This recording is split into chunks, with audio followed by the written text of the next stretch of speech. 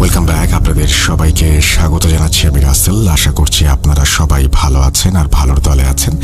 আমিও ভালো আছি, ভালোর দলে আছি, এবং 5 বছরের এই পথ চলা সম্ভব হয়েছিল শুধুমাত্র আপনাদের জন্য। আর সেই কারণে প্রথমে আপনাদেরকে ধন্যবাদ জানাই, আর ধন্যবাদ জানিয়ে আমরা শুরু করতে চাই আমাদের আজকের এপিসোড। এবং আজকের এপিসোড শুরু করতে চাই একটা ইমেল দিয়ে। চলুন কথা না বাড়িয়ে সরাসরি ঘটনায় যাই। আসসালামু আলাইকুম রাসেল ভাই, আশা করি বরাবরের মতো ভালোর দলে আছেন। আমি ভূত.com-এর নিয়মিত শ্রোতা বলবো না, তবে সময় পেলে শোনা হয়। আমি ইয়াসমিন তিথি, গাজীপুর থেকে লিখছি। ঘটনাটি আমি শুনেছি আমার প্রতিবেশী এক চাচির থেকে। আমি ছোট থেকেই বেশ সাহসী এবং ভৌতিক ঘটনা শুনতে খুব পছন্দ করি, কিন্তু আমার সাথে কখনো প্যারানর্মাল কোনো কিছু ঘটেনি। তাই আমাকে ভয় দেখানোর জন্য চাচি একদিন বললেন আমাকে তার জীবনে ঘটে যাওয়া একটা ঘটনা বলবেন। আমিও বেশ আনন্দিত হয়েছিলাম। 2020 সালের জানুয়ারি মাসে উনি ঘটনাটি আমাকে শেয়ার করেন। তারিখটা আমার সঠিক মনে নেই। যাই হোক, আমি ঘটনা শুরু করছি। সঙ্গত কারণে আমি ওনার ছদ্মনাম বন্যা ব্যবহার করছি। বিশেষ দ্রষ্টব্য চাচির জীবনের শুরু থেকে বলছি, কারণ এটার সাথে এই ঘটনার সংযোগ রয়েছে। ঘটনাটি বেশ বড় হবে, ধৈর্য না হারিয়ে পুরো ঘটনাটি শোনার অনুরোধ করছি। বলছেন বন্যা চাচি তার ভাষায়।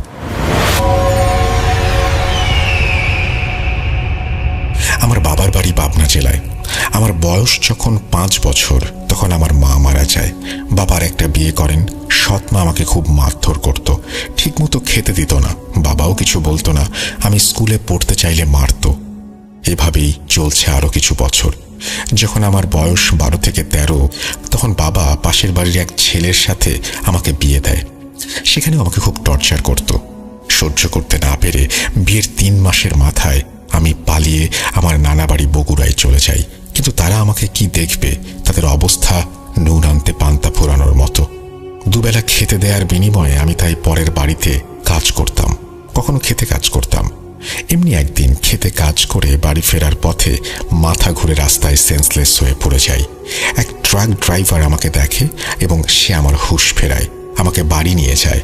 সব শুনে উনি আমাকে দত্তক নেন, কারণ ওনার মেয়ে ছিল না, একটা ছেলে। যাই হোক, ওই বাড়িতে আমি বেশ ভালোই ছিলাম। আমাকে আমার পালিত বাবা অনেক ভালোবাসতেন। আমার ভাই আমার থেকে বড় ছিল, সে যে স্কুলে পড়তো সেখানে আমাকেও ভর্তি করিয়ে দেয়। আমার মা, মানে পালিত মা, সেও আমাকে আদর করত। তবে আস্তে আস্তে মা কেমন যেন পাল্টে যেতে থাকলো, জানি না কেন। তখন আমি ক্লাস 5-এ পড়ি। আমার ভাই কলেজে উঠেছে। ভাইয়ের কাছে মোবাইল ছিল। যখন ভাই মোবাইল চার্জে লাগিয়ে বাইরে যেত, আমি লুকিয়ে টিপাটিপি করতাম। এভাবে এক ছেলের সাথে আমার পরিচয় হয়। যেহেতু আমার পালিত মায়ের ব্যবহার তখন আমার প্রতি ভালো ছিল না, তাই আমি পালিয়ে যাই ওই ছেলের কাছে। 2014 সাল। ছেলের নাম আবির। বাড়ি সিরাজগঞ্জ জেলার কামারখন্দ থানার জামতৈল গ্রামে। আমি যেদিন ওই বাড়িতে যাই, ওই দিন রাতেই আমাদের বিয়ে দেয়া হয়। আমার শ্বশুর মেনে নিয়েছিলেন, তবে শাশুড়ির মত ছিল না। তবুও বিয়ের পর উনি কয়েকদিন বেশ ভালোই ছিলেন। তারপর আমার পরিবার এবং আমার আগের বিয়ে সম্পর্কে তারা জানতে পারেন। আমার শাশুড়ি লোভী মানুষ ছিলেন। তিনি আমাকে মেনে নেবেন যদি আমার বাবা তাকে টাকা দেন। আমার বাবাকে, অর্থাৎ আমার আসল বাবাকে ডাকা হয়। সে তো আমার পরিচয়ই দেবে না। পরে শাশুড়ি আমাকে আর ওখানে থাকতে দিতে রাজি হন না, তবে আমার শ্বশুর তাকে আটকায়। এভাবে এক জাহান্নাম থেকে অন্য জাহান্নামে গিয়ে পড়লাম আমি। আমার স্বামী এবং শ্বশুর আমাকে অনেক ভালোবাসতেন, তবে শাশুড়িকেও যথেষ্ট ভয় পেয়ে চলতেন সবাই। আমি অনেক চেষ্টা করেছি শাশুড়ির মন জয় করার, পারিনি। এভাবে বিয়ের 1 বছর পূর্ণ হওয়ায় শাশুড়ি রাতে ঘুমিয়ে যাওয়ার পর আমার স্বামী রাতে লুকিয়ে আমাকে বাইরে নিয়ে যায় ঘুরতে। তখন রাত 11টা থেকে 12টা বাজে। গ্রাম এলাকা, তাই বাইরে কোনো মানুষ নেই আমরা ছাড়া। আমরা একটা ব্রিজের ওপর দাঁড়িয়ে গল্প করছিলাম। আমার চুল খোলা ছিল। প্রায় আধ ঘন্টা পর আমি অনুভব করি আমার গায়ে কেমন যেন একটা ঠান্ডা বাতাস লাগলো। তখন গরমকাল ছিল, বাতাস বইছিল, তবে ওই বাতাসটা একটু আলাদা ছিল। যাই হোক, আমি সব কিছু মনে করিনি। ওই দিনের মতো লুকিয়ে বাসায় চলে আসি। ঘটনা এখান থেকে শুরু। এরপর থেকে আমি প্রায় রাতে শাড়ি পরে সেজেগুজে বিছানার উপর দাঁড়িয়ে নাচানাচি করতাম। আমার স্বামী আমাকে থামতে বললে আমি তাকে মারতে যেতাম। কিছুক্ষণ ধস্তাধস্তি করার পর আমি বেহুশ হয়ে যেতাম এবং হুঁশ ফিরলে আমার কিছুই মনে থাকতো না। এই ঘটনা বেশ কয়েকদিন চলছে, কিন্তু আমার স্বামী তখনও বাড়িতে কিছু জানায়নি, যেহেতু ঘটনাটা শুধু রাতেই ঘটত। তবে আমার ননদ একদিনে সব দেখে ফেলে এবং আমার শাশুড়িকে জানায়।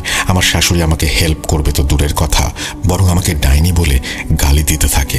তবে আমার শ্বশুর একজন হুজুর ডেকে আনেন। হুজুর আমাকে দেখে বলেন বাতাস লেগেছে, এই বলে তিনি আমাকে কিছু তাবিজ দেন। তারপর আমার আর কোনো সমস্যা হয়নি। আমার বিয়ের 2 বছর পর আমি কনসিভ করি। আমার শাশুড়ি এই খবরে মোটেও খুশি ছিলেন না। আমার তখন 2 মাস চলে। আমার শাশুড়ি আমাকে একটা ঔষধ দিয়ে বললেন খেলে নাকি বাচ্চা ভালো হবে। আমি পড়ালেখা জানি না, আমি খেয়েও নিলাম। তার 2 ঘন্টা পর আমার ব্লিডিং হওয়া শুরু হলো। আমি এতদিন ওনাকে সন্তুষ্ট করার অনেক চেষ্টা করেছি, কিন্তু এইবার আমি রেগে গেলাম, চিৎকার করতে শুরু করলাম। আমার শ্বশুর রাজশাহীতে একটা ব্যাংকে চাকরি করতেন, তিনি ওখানেই থাকতেন, প্রতি সপ্তাহে বাড়ি আসতেন। উনি এসব দেখে আমাকে আর আবিরকে রাজশাহী নিয়ে গেলেন আর ওনার কাছেই থাকতে বললেন। তবে শাশুড়ি যেন না জানে। ওখানে কিছুদিন ভালোই ছিলাম, তবে হঠাৎ একদিন রাতে আমি নাকি ভয়ঙ্কর সুরে আবিরের নাম ধরে ডাকছিলাম।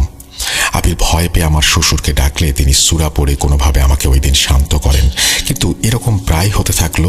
আমি প্রচুর চিৎকার করতাম, প্রতিবেশীরাও আমার জন্য ঘুমাতে পারত না। আমার শ্বশুরকে অভিযোগ করতে লাগলো। কোনো উপায় না পেয়ে আমার শ্বশুর আবার একজন হুজুর নিয়ে আসলেন। হুজুর ঘরে ঢোকা মাত্রই আমি অকথ্য ভাষায় তাকে গালিগালাজ করতে থাকলাম এবং চলে যেতে বললাম, কিন্তু হুজুর গেলেন না। উনি দোয়া পড়ে আমাকে ফুঁ দিলেন। এভাবে কিছুদিন চলার পর আমি বেহুশ হয়ে গেলাম। তারপর আমার শ্বশুরকে একটা তাবিজ দিয়ে বললেন, আমি এখনই কিছু বলতে পারছি না, আপাতত ওনাকে বেঁধে দেন। এতে আল্লাহর কালাম লেখা আছে, যাই থাকুক না কেন ওনার কাছে আসতে পারবে না। তারপরে যদি কাজ না হয় আমাকে জানাবেন। এই বলে উনি চলে গেলেন। আবির আমার হাতে তাবিজ বেঁধে দিল। ওই দিন কিছু হয়নি, তবে মাঝরাতে আমি আবার ভয়ঙ্কর কণ্ঠে আবিরকে ডাকলাম এবং তাবিজ আবিরের গায়ে ছুঁড়ে মারলাম। বললাম, কি মনে করেছিস তাবিজ দিয়ে আমাকে সরিয়ে রাখতে পারবি? তোকেও মারবো, তোর বাপকেও মারবো, ওই হুজুরকেও মারবো। আবির এসব শুনে ভয়ে ঘর থেকে বের হয়ে দরজায় তালা মেরে দেয়। তারপর আমি খোল খোল বলে চিৎকার করতে থাকি। ফজরের আজান পর্যন্ত আমি নাকি এরকম চিৎকার করছিলাম। তারপর আবির কোনো শব্দ শুনতে না পেয়ে দরজা খুলে দেখে আমি বেহুশ হয়ে মেঝেতে পড়ে আছি। পরে আমার শ্বশুর আর আবির আমাকে ধরে বিছানায় শুইয়ে দেয় আর ওই হুজুরকে কল করে। হুজুর আজ ব্যস্ত, তাই পরের দিন আসবেন বলে ফোন রেখে দেন। আবির হুজুরের দেয়া তাবিজটা আমাকে পরিয়ে দেয়। ওই দিন আমার সাথে আর কিছু হয়নি। পরের দিন আমার শ্বশুর অফিসে যাওয়ার আগেই ইলিশ মাছ, গরুর মাংস কিনে দিয়ে যান। হুজুর আসতে আসতে দুপুর হয়ে যাবে। আবির কোনো চাকরি করতো না, তাই ও বাসাতেই থাকতো। যাই হোক, আবির বাজার এনে আমাকে রান্না করতে বলে। তখন আমি একদম স্বাভাবিক, আমি কাটাকাটি করার জন্য ওগুলো নিয়ে রান্নাঘরে যাই আর আবির ঘরে বসে টিভি দেখছিল। কিছুক্ষণ পর আবির রান্নাঘরে এসে দেখে আমি ইলিশ মাছ কেটে ওগুলো নাড়ি ভুড়ি আঁশ যেগুলো ছিল সেগুলো বসে বসে খাচ্ছি। আবিরকে দেখে ভয়ঙ্কর হাসি দিয়ে ওকেও খেতে বলি। আবির কি করবে বুঝতে না পেরে আমাকে রান্নাঘরে আটকে রেখে আমার শ্বশুরকে কল করে। আমার শ্বশুর বাসায় এসে রান্নাঘর খুলে দেখে আমি মেঝেতে বেহুশ হয়ে পড়ে আছি। আমার মুখে মাছের রক্ত, ময়লা লাগানো। এর মধ্যে হুজুর চলে আসলেন। আমাকে ঘরে নিয়ে বিছানায় শোয়ানো হলো। হুজুর তার কাজ শুরু করলেন। আমার শ্বশুরকে বললেন আমাকে কালো জাদু করা হয়েছে। তারপর এটা কাটানোর জন্য উনি বিভিন্ন জিনিস জোগাড় করে আনতে বললেন। আমি সেগুলো উল্লেখ করছি না। আমার শ্বশুর সপ্তাহখানেকের মধ্যে এগুলো জোগাড় করে হুজুরকে দিলেন এবং এই 1 সপ্তাহ হুজুর রোজ এসে আমাকে দেখে যেতেন, দোয়া পড়ে ফু দিতেন, আরও 2টো তাবিজ দিয়েছিলেন। হুজুর তারপর কালো জাদু থেকে আমাকে মুক্ত করতে সফল হন। এগুলো সব পরে আবিরের কাছ থেকে শোনা। আমার ঠোঁট মুখে ক্ষত হয়ে গিয়েছিল। আবিরের থেকে শোনার পর বমি করে দিয়েছিলাম। কালো জাদু কে করেছে কথা জানতে চাইলে আমাকে কেউ কিছু বলেনি তখন, কিন্তু আমার সন্দেহ আমার শাশুড়ির ওপর হয়। তাই একদিন লুকিয়ে আমি ওই হুজুরকে কল দেই এবং জানতে চাই। হুজুর প্রথমে কিছু বলতে না চাইলেও আমার অনেক আকুতি মিনতির পর তিনি আমাকে বলেন আমার শাশুড়ি আবিরের থেকে আমাকে দূরে সরানোর জন্য এই জঘন্য কাজ করেছিলেন। এটা শুনে আমি খুব কষ্ট পাই, কারণ আমার শ্বশুর বাড়ির এলাকায় সবাই জানে আমি তাকে সন্তুষ্ট করার জন্য কত চেষ্টা করেছি। পরে আমি আবিরকে নিয়ে কাউকে কিছু না জানিয়ে গাজীপুরে চলে আসি, আর দুজনে এখানে চাকরি নেই। এই ছিল আমার ঘটনা। জানি গুছিয়ে বলতে পারিনি।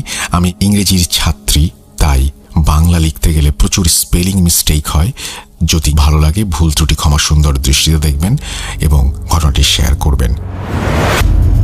তারপরে তিনি তার নাম এবং সবকিছু শেয়ার করেছেন। থ্যাংক ইউ সো মাচ, আপনাকে অনেক ধন্যবাদ ঘটনা পাঠানোর জন্য। আশা করছি এই ঘটনাটি আপনাদের ভালো লেগেছে। আমরা চলে যাচ্ছি আমাদের পরের ঘটনায়।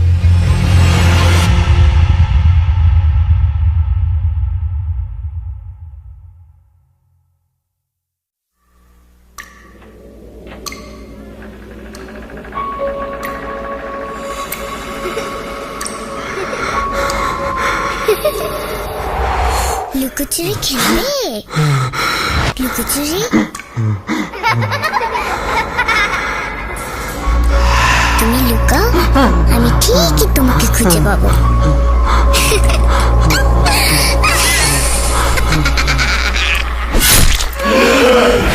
ভূত.com with রাসেল।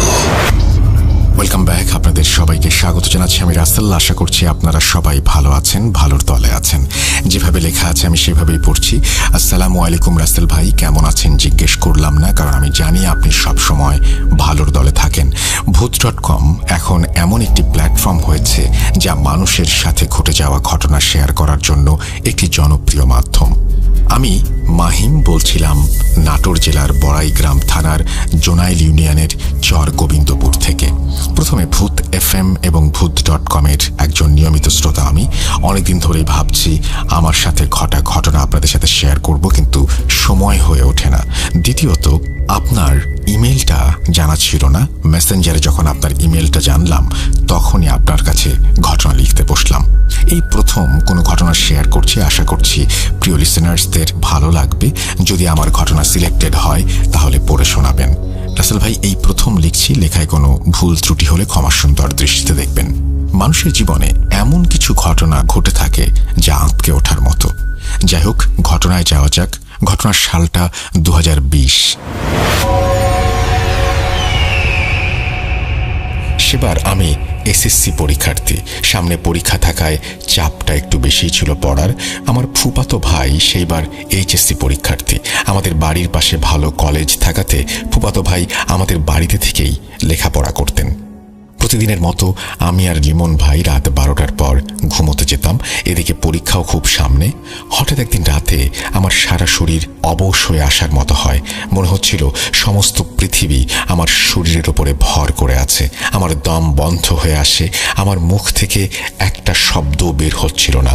অনেক চেষ্টা করেও জোরে একটা শব্দ করতে পারিনি। মনে মনে আয়াতুল কুরসি পড়ি আর ঘুমাতে থাকি। পাশ থেকে লিমন ভাইয়া অনেকবার ডাকে, মাহিম মাহিম মাহিম। এভাবে কতবার ডেকেছিল আমার জানা নেই। আমি ওর ডাক না শোনাতে লিমন ভাইয়া আমাকে সজোরে একটা আঘাত করে। সাথে সাথে আমি আবার আগের অবস্থায় ফিরে আসি এবং ভাইয়া আমাকে জিজ্ঞেস করে, কি হয়েছে, এমন করছিস কেন? আমি বললাম, কই কিছু না তো। আমাকে মারলি কেন তুই? ভাইয়া আমার কথার কোনো উত্তর দিল না। লাইট ধরে দেখি ভাইয়া ঘুমিয়ে আছে। আমি তখন কিছু না বলেই ঘুমিয়ে পড়লাম। সকালে আম্মুর কাছে শেয়ার করলাম বিষয়টা। আম্মু বলল বোবায় ধরেছিল। আম্মুর কথা শুনে আমি বিষয়টা নরমালি নিলাম। লোকের মুখে শুনেছি বোবাজিন ধরলে নাকি এমন হয়, কিন্তু বিশ্বাস করেন রাসেল ভাই, ঘটনাটা এখানে শেষ হলেই ভালো হতো। এই ঘটনা ঘটার 3 দিন পরে আরও একটি ঘটনা ঘটে। দিনটি ছিল বৃহস্পতিবার। সেদিন আমি একা। ভাইয়া কলেজ করে এসে গ্রামের বাসায় চলে যায়। প্রতিদিনের মতো আমি সেই দিনও রাত 12টায় ঘুমোতে যাই। ভাইয়া না থাকায় একটু ভয় করছিল। কখন যে ঘুমিয়ে পড়েছিলাম তার টের পাইনি। শীতের রাত থাকায় লেপ নিয়ে ঘুমিয়ে পড়ি। হঠাৎ ঘুমটা ভেঙে যায়। ফোনটা নিয়ে দেখি রাত 3টা বাজে। ফোন রেখে আবার ঘুমানোর চেষ্টা করি, কিন্তু ঘুম কিছুতেই আসছিল না। ভাবলাম কিছুক্ষণ চোখ বন্ধ করে রাখলে ঘুম আসবে। চোখ বুজেই আছি, হঠাৎ অনুভব করি আমার লেপটা আমার শরীর থেকে 2 হাত উঁচুতে ঝুলছে। আমি অনেক চেষ্টা করি চোখ খোলার, কিন্তু পারি না। মনে মনে আয়াতুল কুরসি পড়তে থাকি। কিছুক্ষণ পরে লেপটা আমার শরীরের সাথে লেগে যায় এবং আবার অনুভব করি লেপের ওপর দিয়ে কিছু একটা হাঁটছে এবং আমার পেটে তা স্পর্শ করছে। আমি আরও ভয় পেয়ে যাই, কিন্তু কিছুতেই আমি চোখ খুলতে পারছি না। আমি মনে মনে আবারও আয়াতুল কুরসি সাথে দোয়া ইউনুস পড়তে থাকি। এরপরে আমি আগের মতো নর্মাল হয়ে যাই। চোখের পাতা খুলতে যাব, বিশ্বাস করেন রাসেল ভাই, চোখ খুলে এমন দৃশ্য দেখব এটা দেখার জন্য আমি মোটেও প্রস্তুত ছিলাম না। চোখ খুলে আমি দেখি আমার লেপের তলে একটি আলোতে আলোময় হয়ে গেছে এবং আমি ভয়ে আঁতকে উঠি। আমি দেখতে পাই আমার বালিশ থেকে আনুমানিক 3 হাতের মতো কালো জটা লেজের মতো। তা দেখার পর আলোর সাথে সেই লেজটাও মিলে যায়। ভয়ে আমার শরীর ভিজে যায়। শীতের রাত, এত গরম থাকার কথা না, তারপরে আমার শরীর তখন হঠাৎ করেই কেমন যেন হয়ে যায়। কিন্তু আমার দিব্যি মনে আছে আমি সেই দিন লাইট অফ করে ঘুমিয়েছিলাম। এখনো সেই আলোর উৎস এবং সেই লেজটা কিসের ছিল আমি মিলাতে পারি না। সকালে সবার সাথে শেয়ার করি, সবাই টেনশন করে। পরের দিন ভালো কবিরাজ ডেকে নিয়ে আসা হয়। কবিরাজ এসে নতুন গামছা, মোমবাতি, আগরবাতি নিয়ে আসন বসান এবং কবিরাজের সাথে থাকা জিন আমার শরীরে হাজির করা হয়। শরীরে জিনটা দেওয়ার পরে কি কি হয়েছে আমার কিচ্ছু মনে নেই। পরে ফুফাতো ভাইয়ের কাছ থেকে জানতে পারি আমি নাকি একদম ছোট্ট ছোট্ট করে কথা বলছিলাম। কবিরাজ নাকি আমাকে জিজ্ঞেস করে, এই ছেলের সাথে কেন এমন করছিস? তখন আমার শরীরে দেয়া সেই জিন বলে, আজ থেকে 30 বছর আগে এই ছেলের বাবার সাথে একটি ঘটনা ঘটে। এনার বাবার সাথে খারাপ জিন ছিল। একদিন এর বাবার দম বন্ধ হয়ে মরে যাবার মতো অবস্থা হয়। সবাই ভাবে সে মরে গেছে, কিন্তু এক লোক এনাকে দেখে বুঝতে পারে সে মারা যায়নি। কবিরাজ এনে তাকে ভালো করা হয় এবং সেই জিন বাবাকে ছেড়ে তার ছেলেকে আসর করে। এই বলে আমি জ্ঞান হারিয়ে ফেলি। কতক্ষণ জ্ঞান হারিয়েছিলাম আমি জানি না। জ্ঞান ফিরে আমি নিজেকে বিছানায় আবিষ্কার করি। ভাইয়ের মুখে কথাগুলো শুনে আমি হতভম্ব হয়ে যাই। এত বছর পর বাবার সাথে ঘটে যাওয়া ঘটনা আমার সাথেও ঘটবে আমি কিছুতেই ভেবে পাই না। বিশ্বাস করুন, আমার সাথে এখনো রাতে মাঝে মাঝে অদ্ভুত কিছু ঘটনা ঘটে, কিন্তু আমার মুখে আল্লাহর কালাম থাকায় তেমন কোনো ক্ষতি হয় না। জানি না এভাবে আর কতদিন বেঁচে থাকবো। মহান আল্লাহ যেন এর সঠিক উপায় বের করে দেন। আপনারা সবাই আমার জন্য দোয়া করবেন। জানি না কতটা গুছিয়ে লিখতে পেরেছি, ভুল ত্রুটি ক্ষমা সুন্দর দৃষ্টিতে দেখবেন। রাসেল ভাই একদম সত্য ঘটনা, ভালো লাগলে পড়ে শোনাবেন। আরও অনেক ঘটনা আছে, অন্য একদিন শেয়ার করব। সেই পর্যন্ত ভালো থাকবেন। নাম মাহিমউদ্দিন, বয়স 22, চর গোবিন্দপুর, জোনাইল, বড়াই গ্রাম, নাটোর। এই বলে তিনি তার ঘটনা শেষ করেছেন। আশা করছি এই ঘটনাটি আপনাদের ভালো লেগেছে। ভালো লাগলে অবশ্যই আমাদের জানাবেন, ভালো না লাগলেও আমাদেরকে জানাবেন। আমরা চলে যাব আমাদের পরবর্তী ঘটনায়।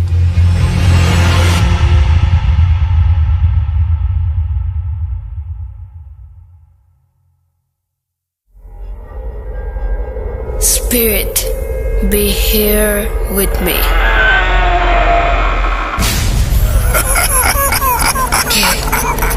কে তুমি?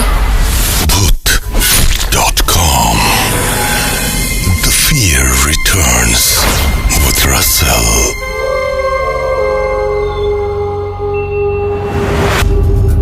Welcome back. আপনাদের সবাইকে স্বাগত জানাচ্ছি আমি রাসেল। আশা করছি আপনারা সবাই ভালো আছেন, ভালোর দলে আছেন। আমিও ভালো আছি, ভালোর দলে আছি। যেভাবে লেখা আছে আমি সেভাবেই পড়ে শোনাচ্ছি। আসসালামু আলাইকুম রাসেল ভাই, আমি জানি আপনি সব সময় ভালোর দলেই আছেন, তাই আর জিজ্ঞেস করলাম না কেমন আছেন। আমি জুলকার নাইম, বর্তমানে অনার্স ফাইনাল ইয়ারে অধ্যয়নরত একজন শিক্ষার্থী। ঢাকার ডেমরাতে আমার বসবাস। আমি ভূত এফএমের একজন নিয়মিত শ্রোতা। সেই ছোটবেলা থেকেই আমি ভূত এফএম শুনি। যখন ভূত এফএম বন্ধ হয়ে গেল তখন মনটা প্রচণ্ড খারাপ হয়ে যায়। কিন্তু ভূত.com আসার পর থেকে আমি আবারও আপনাদের অনুষ্ঠানের নিয়মিত একজন শ্রোতা। ভূত.com-এ এটাই আমার পাঠানো প্রথম ঘটনা। আশা করি আমার পাঠানো বাস্তব অভিজ্ঞতা আপনি সকল শ্রোতাদের সাথে শেয়ার করবেন। সঙ্গত কারণেই আমি আমার নানু বাড়ির এলাকার কথা উল্লেখ করতে পারছি না, কোন এলাকায় সেটা জানাতে পারছি না। আপনি ঘটনা শেষে বুঝতে পারবেন যে কেন আমি এলাকার নামটি উল্লেখ করিনি। যাই হোক, এবার মূল ঘটনায় আসা যাক। আমার নানুর বাড়িতে অনেক ভয়ঙ্কর ঘটনা ঘটে কয়েক বছর পর পর, আর তার মধ্যে আমার ভাগ্নির সাথে ঘটে যাওয়া একটি ঘটনা আমি শেয়ার করব আজকে। ঘটনাটি ঘটে 2022 সালের মার্চ মাসে।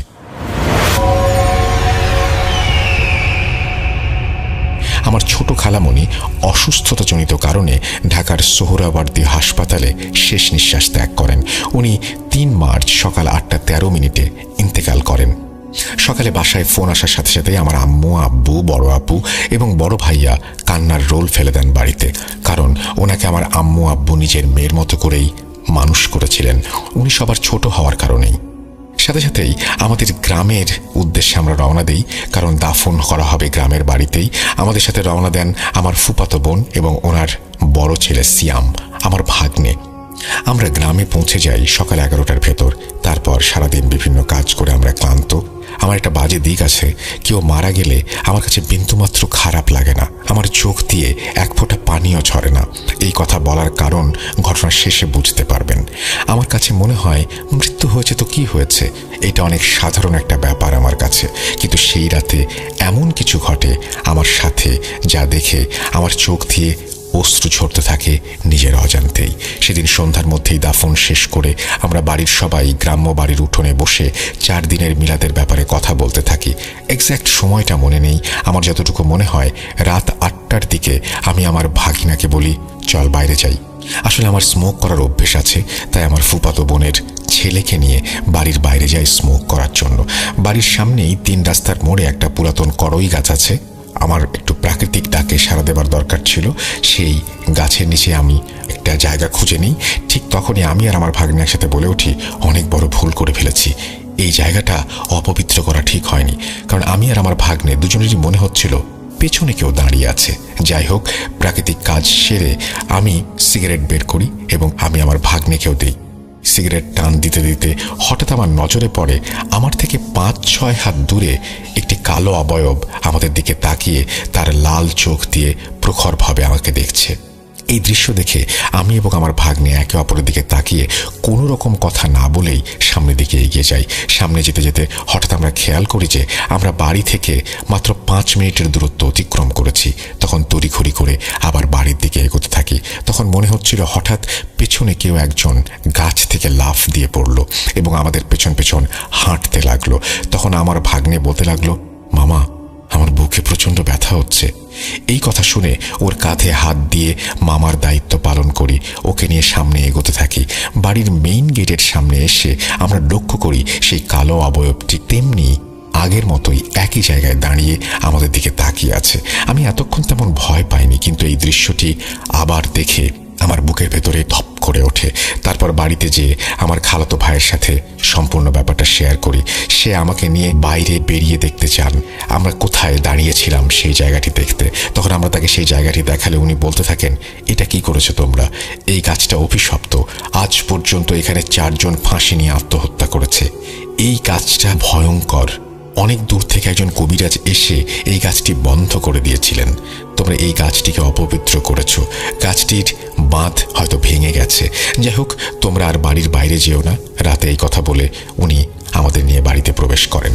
সেই রাতে এই কথা চিন্তা করতে করতে আমার আর ঘুম আসলো না।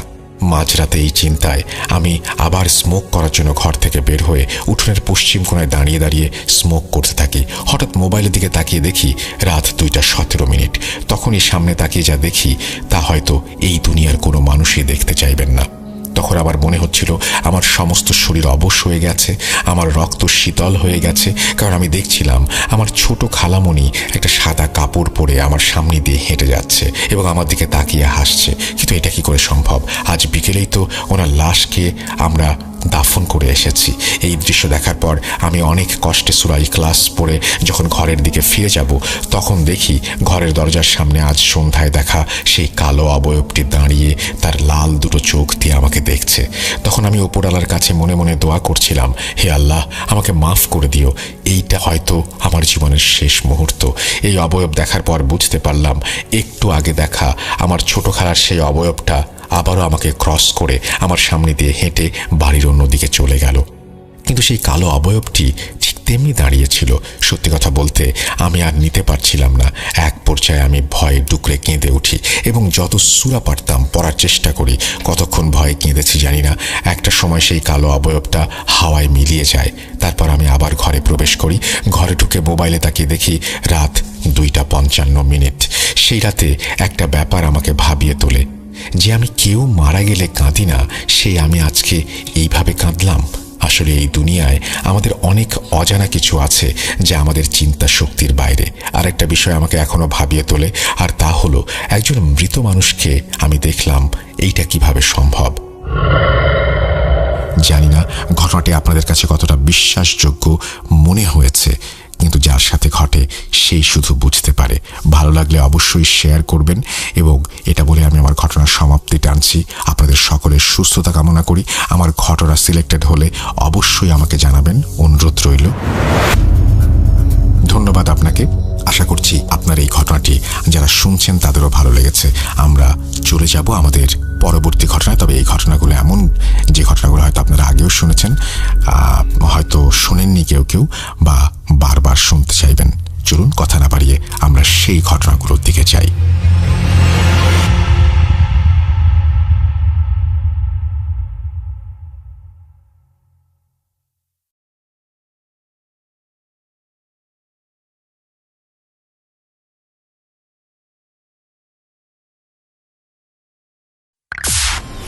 Entertainment is a must. শুনুন স্বাধীন পডকাস্ট।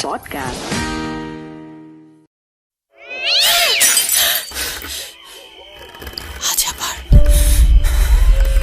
শুনতে পাচ্ছেন শব্দটা? ভয়ের আরেক নাম ভূত.com with Russell. Welcome back. আপনাদের সবাইকে স্বাগত জানাচ্ছি 193তম এপিসোডে। আমি রাসেল আছি আপনাদের সাথে। আশা করছি আপনারা সবাই ভালো আছেন এবং ভালোর দলে আছেন। আমি আলহামদুলিল্লাহ ভালো আছি এবং ভালোর দলে আছি। চারিদিকে চলছে ক্রিকেট নিয়ে উত্তেজনা, ওয়ার্ল্ড কাপ নিয়ে অনেক কথা, এবং তার মাঝখানে সব কিছু, সব আলোচনা, সব তর্ক বিতর্ক যখন থেমে যায়, তখন শুরু হয় ভূত.com। এবং এই ভূত.com-এ আপনাদের সবাইকে স্বাগত জানাই এবং আশা করছি যে প্রথম থেকে শেষ পর্যন্ত পুরোটা সময় আমাদের সঙ্গে থাকবেন। সামনে হ্যালোইন, অর্থাৎ এই মাসেই হ্যালোইন, তাই না? এবং হ্যালোইন নিয়ে অনেক কথা হচ্ছে। তার মধ্যে একটি কথা হচ্ছে, আমি একটু পরিষ্কারভাবে বলে দিতে চাই, না, আমরা হ্যালোইন পালন করছি না, কোনোবারই করিনি আমরা হ্যালোইন পালন। আমরা যেটা করছি সেটা হচ্ছে হ্যালোইনের সঙ্গে যেহেতু ভয়ের একটা যোগ আছে, একেবারেই ওইটুকু ভয়ের যে যোগসূত্র, সেই যোগসূত্রের কারণেই আমরা প্রতি বছর একটা স্পেশাল এপিসোড উপহার দেই। আপনারা যদি বলেন যে আরও অন্য কোনো দিনের সাথেও এরকম ভয়ের কোনো যোগ আছে, হয়তো অন্য কোনো দিনকেও আমরা স্পেশাল এপিসোড উপহার দেওয়ার জন্য বেছে নেব। এর সাথে আরও অন্য কোনো ধরনের মতামতের, বিশ্বাস অবিশ্বাসের কোনো সম্পর্ক নেই। আমি মনে করি যে আমি আমাকে ক্লিয়ার করতে পেরেছি। আর সামনে হ্যালোইন উপলক্ষে আমরা টরন্টোতে যাচ্ছি, সেখানে একটা শো করব। আমরা দেশের বাইরে প্রথম এই হ্যালোইন নিয়ে চিন্তা করছি, এবং দেশের বাইরে যেহেতু আমরা প্রথম এই শোটি করার প্ল্যান করছি, আপনাদের সহযোগিতা প্রয়োজন। এবং আমি একটু বলবো, যারা আপনারা টরন্টো থেকে শুনছেন আমাদেরকে এবং যারা টরন্টোতে থাকেন, আমাদের শোতে পার্টিসিপেট করতে পারবেন। এখনই এই শো শুনতে শুনতেই জাস্ট একটা ইমেল করুন যে হ্যাঁ, yes you want to participate, বা আপনি আমাদের শোতে আসতে চান। সেই ধরনের কোনো ধরনের যদি ইচ্ছা আপনাদের থাকে, তাহলে আপনার নাম, ঠিকানা এবং ইমেল অ্যাড্রেস সহ, আর সেই সাথে ফোন নাম্বার যদি পারেন, যাতে করে আমরা আপনার সাথে কন্ট্যাক্ট করতে পারি। আমরা আপনাদেরকে আমাদের যে এপিসোডটি হবে সেখানে, সেটি তো একটা লাইভ এপিসোড হচ্ছে কোনো একটা স্টেজের ওপরে, সুতরাং সেইখানে আমরা আপনাদেরকে জানিয়ে দেব যে কোথায় আসতে হবে, কখন আসতে হবে, কিভাবে পার্টিসিপেট করতে হবে, সব নিয়ম কানুন। সুতরাং আমি আপনাদের অপেক্ষায় থাকলাম। আশা করছি আপনারা যথাসময়ে আমাদেরকে জানিয়ে দেবেন আপনাদের অবস্থান সম্পর্কে, যাতে করে আমরা আপনাকে ইনভাইট করতে পারি আমাদের শোতে। তো এই প্রথম আমরা যেহেতু দেশের বাইরে শো করছি, আমাদের মনের ভেতরে অনেক ভয়, সংখ্যা, আপনারা আসবেন কি আসবেন না, আসলে টরন্টো থেকে কত মানুষ পাবো, কানাডা থেকে আসলে কি পরিমাণ মানুষ শোনেন। আমাদের ডেটা বলছে অনেক মানুষ শোনেন, কিন্তু তারা কি এই মুহূর্তে আমাদেরকে শুনছেন বা এই মুহূর্তে আমাদের সাথে আছেন কি না, সেটা একটা বড় প্রশ্ন। যাই হোক, আমরা কথা না বাড়িয়ে আজকের ঘটনায় প্রবেশ করব। 192তম এপিসোড আমরা শেষ করেছি। 193তম এপিসোডে আজকে আপনাদের সবাইকে স্বাগত জানাচ্ছি। হ্যালোইন শেষ হতে না হতেই কিন্তু আমরা আবারও 200তম এপিসোডের দিকে এগিয়ে যাব, এবং তখন আবারও আপনাদেরকে কানেক্ট করব, এবং হয়তো আপনাদের সাথে আবারও যোগসূত্র তৈরি হবে সেটা নিয়ে, এবং সেটার জন্য আমরা স্পেশাল ঘটনা চাচ্ছি এখন থেকেই। আপাতত হ্যালোইনকে সামনে রেখে চলুন সামনে এগিয়ে যাই। চলুন শুরু করি আমাদের আজকের এপিসোড। আমাদের এপিসোডে যে প্রথম ঘটনাটি, সেটি একটি ইমেল, এবং সেই ইমেলটি পাঠিয়েছেন বিশেষ একজন আপনারা সবাই পছন্দ করেন, আপনারা সবাই চেনেন, জানেন এবং পছন্দ করেন সুকান্ত মাইতিকে। সেই সুকান্ত মাইতি আমাদের ঘটনা পাঠিয়েছেন। সুকান্ত মাইতির ঘটনাটি আমরা আপনাদেরকে পড়ে শোনাচ্ছি, ঠিক যেভাবে তিনি লিখে পাঠিয়েছেন সেভাবেই। চলুন তাহলে শুরু করি। আসসালামু আলাইকুম রাসেল ভাই, আল্লাহর রহমতে আপনি সর্বদাই ভালোর দলে থাকেন। ওয়ালাইকুম সালাম। ভূত.কমের সমগ্র টিমের প্রতি অফুরন্ত স্নেহ ও ভালোবাসা জ্ঞাপন করে আজ আবারও হাজির হলাম। ভুল ত্রুটি ক্ষমা সুন্দর দৃষ্টিতে দেখার অনুরোধ রইল। চলুন ঘটনায় যাওয়া যাক।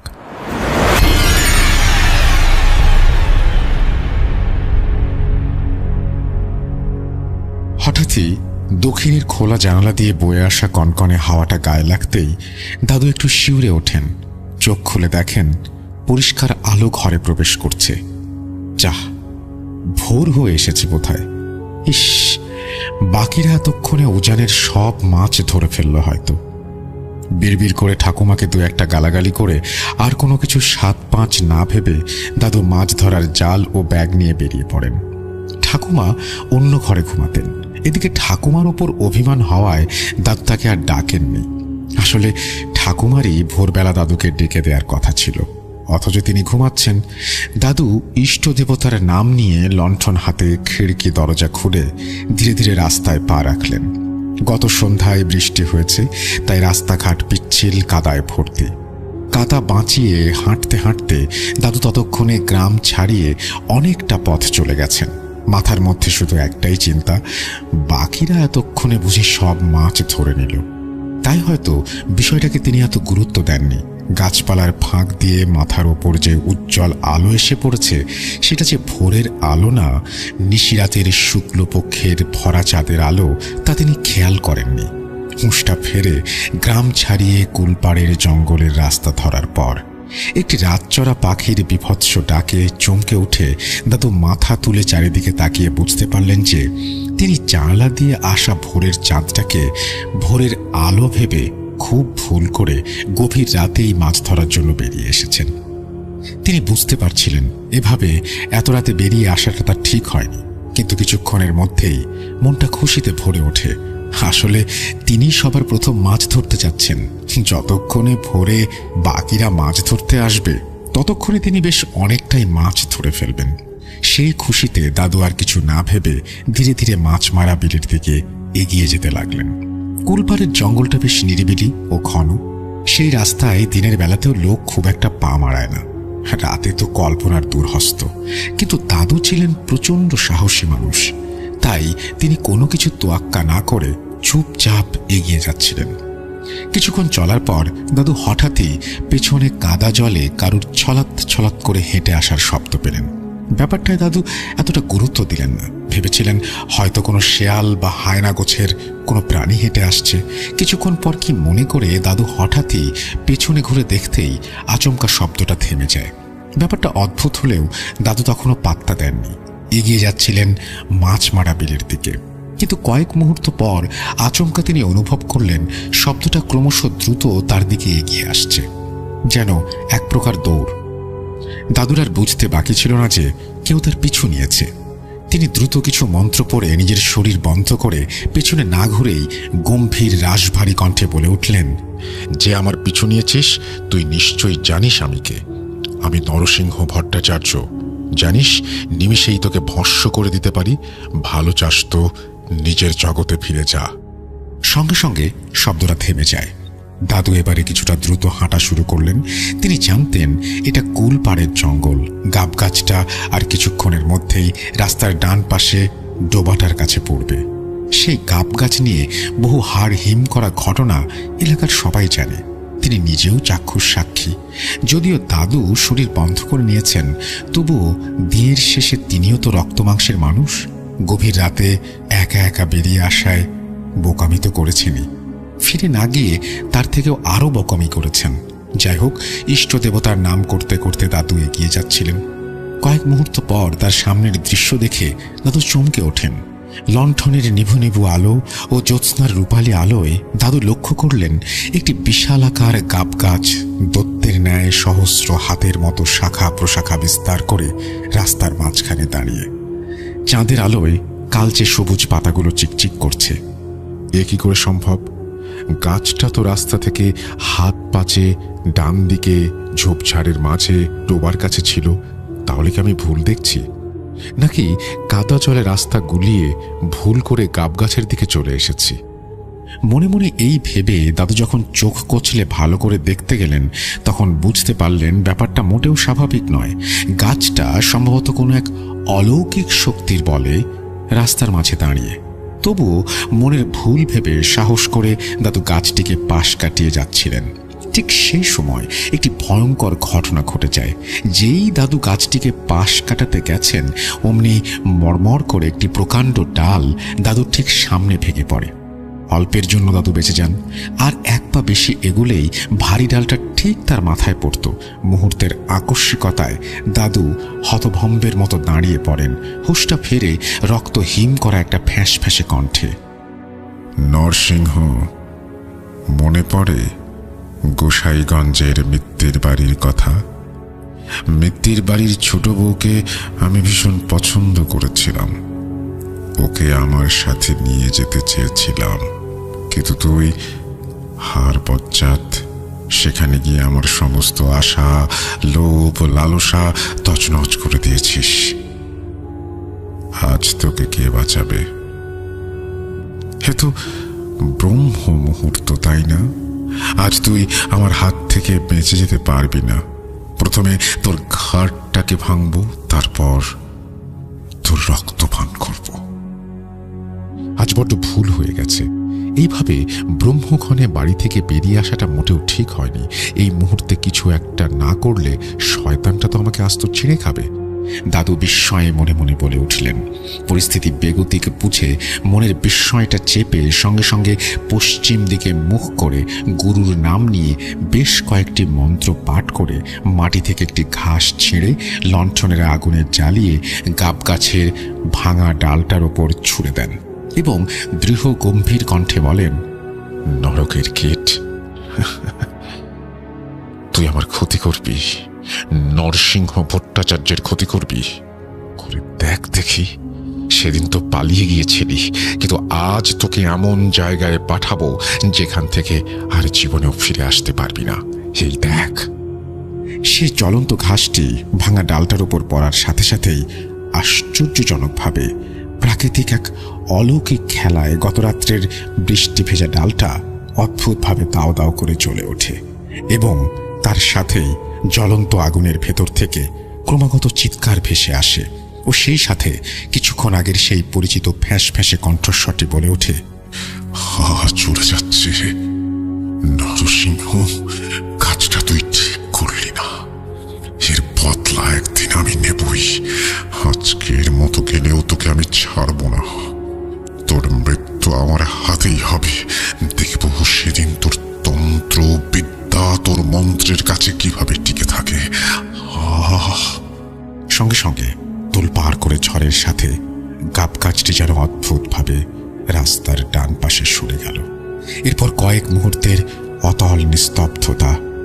দাদু কিছুক্ষণ চুপচাপ দাঁড়িয়ে থাকার পর আবারও ইষ্ট নাম করতে করতে মাছমারা বিলের দিকে পা বাড়ালেন। নমস্কার শ্রোতা বন্ধুরা, জানি আপনারা সবাই আল্লাহর রহমতে সুস্থ আছেন। আমি সুকান্ত মাইতি আজ অন্যরকম একটি চমৎকার রোমহর্ষক ঘটনা নিয়ে হাজির হয়েছি।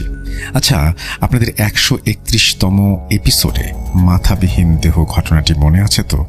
ওই যে পাগলিটার ঘটনা, যা আমি আমার শ্বশুর বাড়ির ওখানে শ্মশানকালী মন্দিরের পুরোহিত প্রায় বছর 80 নিবারণ ভট্টাচার্য, আমার স্ত্রী প্রিয়ার ভট্টাচার্য দাদুর কাছ থেকে শুনেছিলাম।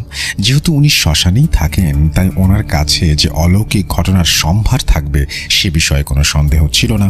তাই সেই সময় শ্বশুর বাড়িতে থাকাকালীন ওনার কাছ থেকে বেশ কয়েকটি ঘটনা শুনি। সেখান থেকে পাগলির ঘটনাটি প্রথমে শেয়ার করেছিলাম 131তম এপিসোডে। আজ আবারও একটি ঘটনা শেয়ার করব যা ওনার কাছে শুনেছি। আপনারা তো জানেন ভট্টাচার্য দাদু আজ আর নেই। 2020 ডিসেম্বর করোনার থাবা থেকে তিনিও ছাড়া পাননি।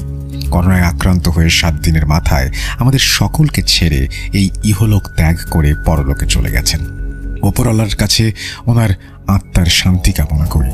কিন্তু তার বলা সব রোমহর্ষক ঘটনা এখনো আমার স্মৃতির কোটরে জীবন্ত হয়ে আছে। সেখান থেকেই একটি ঘটনা আজ শেয়ার করছি। সালটা 2015। সেদিনও ছিল বিকেল। আমি, প্রিয়া ও তার দুজন কাজিন মিলে হাজির হই ভট্টাচার্য দাদুর কুটিরে, মানে শ্মশানের পাশে একচালা ঘরটায়। শ্মশানে ঢোকার মুখে সেই অশ্বত্থ গাছটার দিকে নজর যেতেই শিউরে উঠি। পাগলিটার নির্মম ঘটনায় যেটার অনেক তাৎপর্য ছিল, চোখের সামনে সবকিছু যেন পুনরায় ভেসে ওঠে। পাগলিটা এবং জিন বা গন্ধর্বের মিলনে সেই অলৌকিক সন্তান ভট্টাচার্য দাদুর আদরের নাতি শিবায়, সে তো এই অশ্বত্থ গাছেই মিলিয়ে গিয়েছিল। প্রিয়া আমার অবস্থা আঁচ করতে পেরে হাত ধরে টেনে নিয়ে গিয়ে ভট্টাচার্য দাদুর দালানে তুলল। ভট্টাচার্য দাদু দালানে আমাদের কথোপকথন শুনে ঘর থেকে বেরিয়ে দেখলেন আমরা সবাই যে যার মতো জায়গা নিয়ে বসে গেছি। উনি একটু গলা সারিয়ে মুচকি হেসে বললেন, ও, তোমরা সবাই এসেছো, গল্প শোনার খিদেটা আবারও মাথায় চারা দিয়েছে বুঝি। কিন্তু তোমরা আজকালকার ছেলেমেয়েরা অলৌকিক ভূত প্রেত পিশাচ এসবই তো গাল গল্প কাল্পনিক বলে উড়িয়ে দাও। তোমরা হলে মোবাইল আর কম্পিউটার যুগের মানুষ, বিশ্বাস কি করবে? অথচ আজও গহীনে নীরবে কত রহস্যময় ঘটনা আনাচে কানাচে ঘটে চলেছে, তা কি তোমরা জানো? এই তো মাসখানেক আগের কথা, ফরিদপুরের দিঘিতে ভর দুপুরে ভরা ঘাটে স্নান করতে আসা লোকজনের ভিড়ের মাঝ থেকে একটি 8-10 বছরের বাচ্চা ছেলেকে হঠাৎই কিছু একটা ঘাট থেকে টেনে নিয়ে গিয়ে ডুবিয়ে মেরেছে। মুহূর্তের আকস্মিকতায় সবাই আতঙ্কে কাঠ হয়ে গিয়েছিল। কয়েকজন তো ভয়ে বেহুশ হয়ে যায়, আর যারা সাহস দেখিয়েছিল তারা বলে যে লম্বা লম্বা চুল ভর্তি একটি কালো মাথা হঠাৎ ঘাটের কাছে ভেসে ওঠে, বিকট গর্জন করে ছেলেটাকে টেনে নিয়ে যায় মাছ দেখিতে, তারপর ডুবিয়ে মারে। সারা দিঘিতে জাল দিয়ে ডুবুরি নামিয়ে কোথাও ছেলেটিকে খুঁজে পাওয়া যায়নি। পরদিন তার ফ্যাকাশে মৃতদেহটা একগাছি চুলে পেঁচানো অবস্থায় মাছ দিঘিতে ভেসে থাকতে দেখা যায়। এবার বলো তো এর কি ব্যাখ্যা হয়? আমরা সবাই হাঁ করে শুনছিলাম। শুধু ইশারায় ঘাড় নেড়ে ভট্টাচার্য দাদুকে বোঝাতে চাইলাম যে কিছুই বুঝিনি। দাদু ব্যাপারটা ঠাহর করে গম্ভীর স্বরে বললেন, আসলে ওটা ছিল জল পিশাচ, কিন্তু তোমরা হয়তো তা মানতে চাইবে না। বলবে যে পুরনো দিঘি হয়তো দীর্ঘদিনের কোনো বড় মাছ তাকে টেনে নিয়ে গিয়েছিল। আমি ভট্টাচার্য দাদুকে থামিয়ে বললাম, না দাদু, আমরা বিশ্বাস করেছি প্রকৃতিতে শুভ শক্তি যেরকম আছে সেরকম অশুভ শক্তিও তো আছে। মাছের আবার এত বড় চুল হয় নাকি? আজ একটা ভালো গল্প শোনাও তো দাদু। ঘটনা না শুনে আমরা কিন্তু উঠছি না। দাদু এবার কিছুটা নরম স্বরে বললেন, তা বেশ বেশ, তোমরা মন্দিরের দালানে গিয়ে বসো, আমি আসছি। আমরা সবাই উৎসাহ নিয়ে মন্দিরের দালানে গিয়ে বসলাম। খানিক বাদে গুনগুন করে মায়ের নাম করতে করতে ভট্টাচার্য দাদু দালানে এসে ওনার নির্ধারিত স্থানে বসলেন। আমরা সবাই ঘটনা শোনার আশায় উদ্গ্রীব হয়ে ওনার দিকে চেয়ে আছি। উনি খুহ খুহ করে গলাটা সারিয়ে বলতে শুরু করলেন,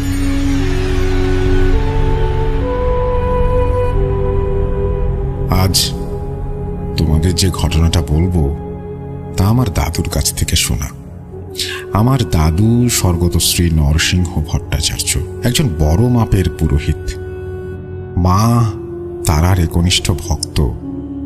বহুকাল তিনি তারাপীঠের শ্মশানে তন্ত্র সাধনা করেছিলেন। বহু তন্ত্র সিদ্ধি করায় করায়ত্ত ছিল। ঘটনাটি ঘটে তা প্রায় আজ থেকে আন্দাজ 100 বছর আগে। আমার জন্ম তখনও হয়নি, বাবারই তখন 10 কি 11 বছর বয়স। বুঝলে, তাহলে বোঝো আমার জন্ম হবে কি করে।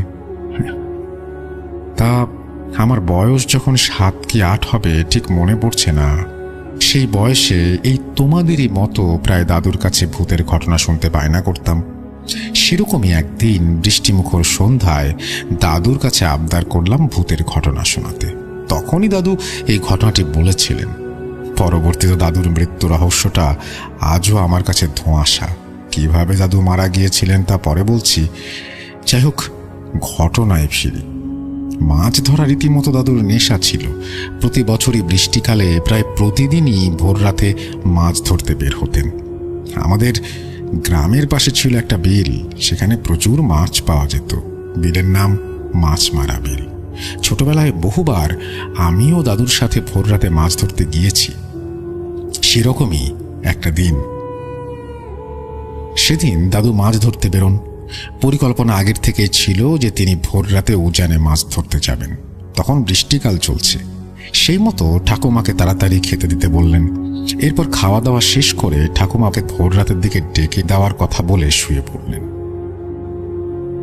মাঝরাতে জানালা দিয়ে চাঁদের আলো আসায় ভোর হয়ে গেছে ভেবে দাদু ঠাকুমাকে বকাবকি করে জাল আর ব্যাগ লণ্ঠন হাতে বেরিয়ে পড়েছেন মাছ ধরতে। ঠাকুমা তখনও ঘুমাচ্ছেন। মাছ মারা বিলের দিকে যাওয়ার সময় হঠাৎই কুল পাড়ে গাছের সেই বিভৎস ভয়ঙ্কর পিশাচের সম্মুখীন হন। যাই হোক, দাদুদার তন্ত্রমন্ত্র বলে অগ্নিবাণে আপাতত সেই শয়তান পিশাচকে পরাস্ত করে যতক্ষণে মাছ মারা বিলে পৌঁছালেন ততক্ষণে পূবের আকাশে হালকা রক্তিম আভার ছটা। যদিও চাঁদ তখনও আকাশে বিদ্যমান। দাদু এক মনে মাছ ধরা শুরু করলেন। একের পর এক মাছ পাচ্ছেন, ব্যাগে ফেলছেন। এভাবে বেশ কিছুক্ষণ চলার পর দাদু হঠাৎই খেয়াল করলেন পেছন থেকে হাড় কাটা চেবানোর কর্মর শব্দ আসছে। দাদুর বুঝতে আর বাকি রইল না কি ঘটনা ঘটছে। তবে তিনি এটা পরিষ্কার বুঝতে পারছিলেন কিছুক্ষণ আগে কুলপাড়ের জঙ্গলে গাব গাছের যে শয়তান পিশাচকে তিনি তাড়িয়েছেন এটি সেটি নয়। আসলে জীবনে তিনি অনেক পিশাচ প্রেতাত্মাকে দমন করেছেন, হয়তো তাদেরই একজন। তবে এটি তার কোনো ক্ষতি করতে পারবে না, কারণ দাদুর শরীর তখন বন্ধ। দেখতে দেখতেই ভোর হয়ে আসে। দাদু মাছ ধরা বন্ধ করে বাড়ির উদ্দেশ্যে রওনা দেবেন বলে ঘুরে যেই মাছের ব্যাগটা নিতে যাবেন অমনি চমকে ওঠেন, কোথায় মাছ? ব্যাগটাই ফাঁকা। পাশে দু একটা মাছের কাটা ছিটে পোটা পড়ে আছে। দাদু বুঝতে পেরেছিলেন ঠিক কি ঘটেছে। মনে মনে একটা দীর্ঘশ্বাস ফেলে বলেন, ধুর, আজ ভোর রাত থেকে পুরো সকালটাই মাটি, একটাও মাছ বাড়ি নিয়ে যেতে পারলাম না। এই বলে দাদু ধীরে ধীরে বাড়ির উদ্দেশ্যে রওনা দিলেন। ভট্টাচার্য ঘটনা ফাঁকে একটু থেমে আবারও মায়ের নাম নিলেন। আমরা সবাই অবাক হয়ে নিজেদের মধ্যে মুখ চাওয়াচাওয়ি করছিলাম, যা বাবা, ঘটনা এখানেই শেষ? শয়তান পিশাচ মিত্তির বাড়িতে ঠিক কি করেছিল ও পরবর্তীতে কিভাবে ওনার দাদুর মৃত্যু ঘটল তা তো কিছুই শোনা হলো না। আমাদের ইতস্তত দেখে ভট্টাচার্য দাদু একটু মুচকি হেসে গম্ভীর কণ্ঠে বলে উঠলেন, কি ভাবছ? ঘটনা শেষ? মিত্তির বাড়ির ছোট বৌমার সাথে কি ঘটলো, আমার দাদু কিভাবে মারা গেলেন তা তো এখনো শোনা হলো না, তাই এত ছটফট। রোসো বাছারা রোসো। প্রিয়া, যা তো, যা না মা, আমাদের সবার জন্য একটু চা করে আন দেখি। আজ পুতুলের মা বিকেলে কাজে আসবে না বলেছে। বাচ্চারা, তোমরা কুটিরে গিয়ে বসো, আমি সন্ধ্যায় আরতির সরঞ্জাম করে আসছি, বাকি ঘটনা ওখানেই শোনাবো। প্রিয়া সঙ্গে সঙ্গে ভট্টাচার্য দাদুর কুটিরে গিয়ে আমাদের সবার জন্য চা বানাতে লাগলো। আমরা একে একে এসে দালানের উপরে বসলাম। ততক্ষণে সোনালি বিকেল সন্ধ্যার কোলে ঢলে পড়তে শুরু করেছে। আমাদের কুটিরের দালানে পাঠিয়ে দিয়ে ভট্টাচার্য দাদু সন্ধ্যা আরতির সরঞ্জাম গুছিয়ে দালানে এসে একটা বেতের মাচার উপরে বসলেন। প্রিয়া ততক্ষণে চা বানানো শেষ করেছে। সে একে একে কাপগুলো নিয়ে এসে সবাইকে পরিবেশন করছে। গরম চায়ে চুমুক দিয়ে ভট্টাচার্য দাদুর দিকে তাকাতেই তিনি একটা লম্বা চুমুক দিয়ে আবারও বলতে শুরু করলেন, কুলপাড়ের জঙ্গল দিয়ে মাছ মারা বিলে যাওয়ার সময় দাদু যে ভয়ঙ্কর রোমহর্ষক ঘটনার সম্মুখীন হন তা প্রায় 9-10 মাস আগের কথা। সেদিন দাদু সবে দুপুরের খাবার সেরে দালানে চাটাই পেতে একটু জিরোচ্ছিলেন। এমন সময় উঠান থেকে কেউ একজন দাদুকে স্মরণ করে বেশ জোরে হাঁক দিলেন। সবেমাত্র দুপুরের ভাতটা খেয়ে ঘুমটা চোখে লেগেছে, অমনি কেউ এসে হাজির। দাদু বিরক্ত হয়ে লোকটাকে ভেতরে আসতে বললেন। ভেতরে আসতেই দাদু তাকে চিনতে পারলেন। লোকটি গোসাইগঞ্জের জমিদার রুদ্রশঙ্কর মিত্তিরের দারোয়ান জলধর সর্দার। জমিদার মশাইয়ের বাসস্থান অট্টালিকা গোসাইগঞ্জে হলেও তিনি ছিলেন এই অঞ্চলের মাথা। এই বাঁশঘাটা, গাঙ্গুলিয়া, ফরিদপুর, ছৌগ্রাম সহ এলাকার 20টি গ্রাম তখন ওনার অধীনে। শুনেছি বড় ভালো মানুষ ছিলেন জমিদার রুদ্রশঙ্কর বাবু। আজকাল আর সেই জমিদারিত্ব নেই।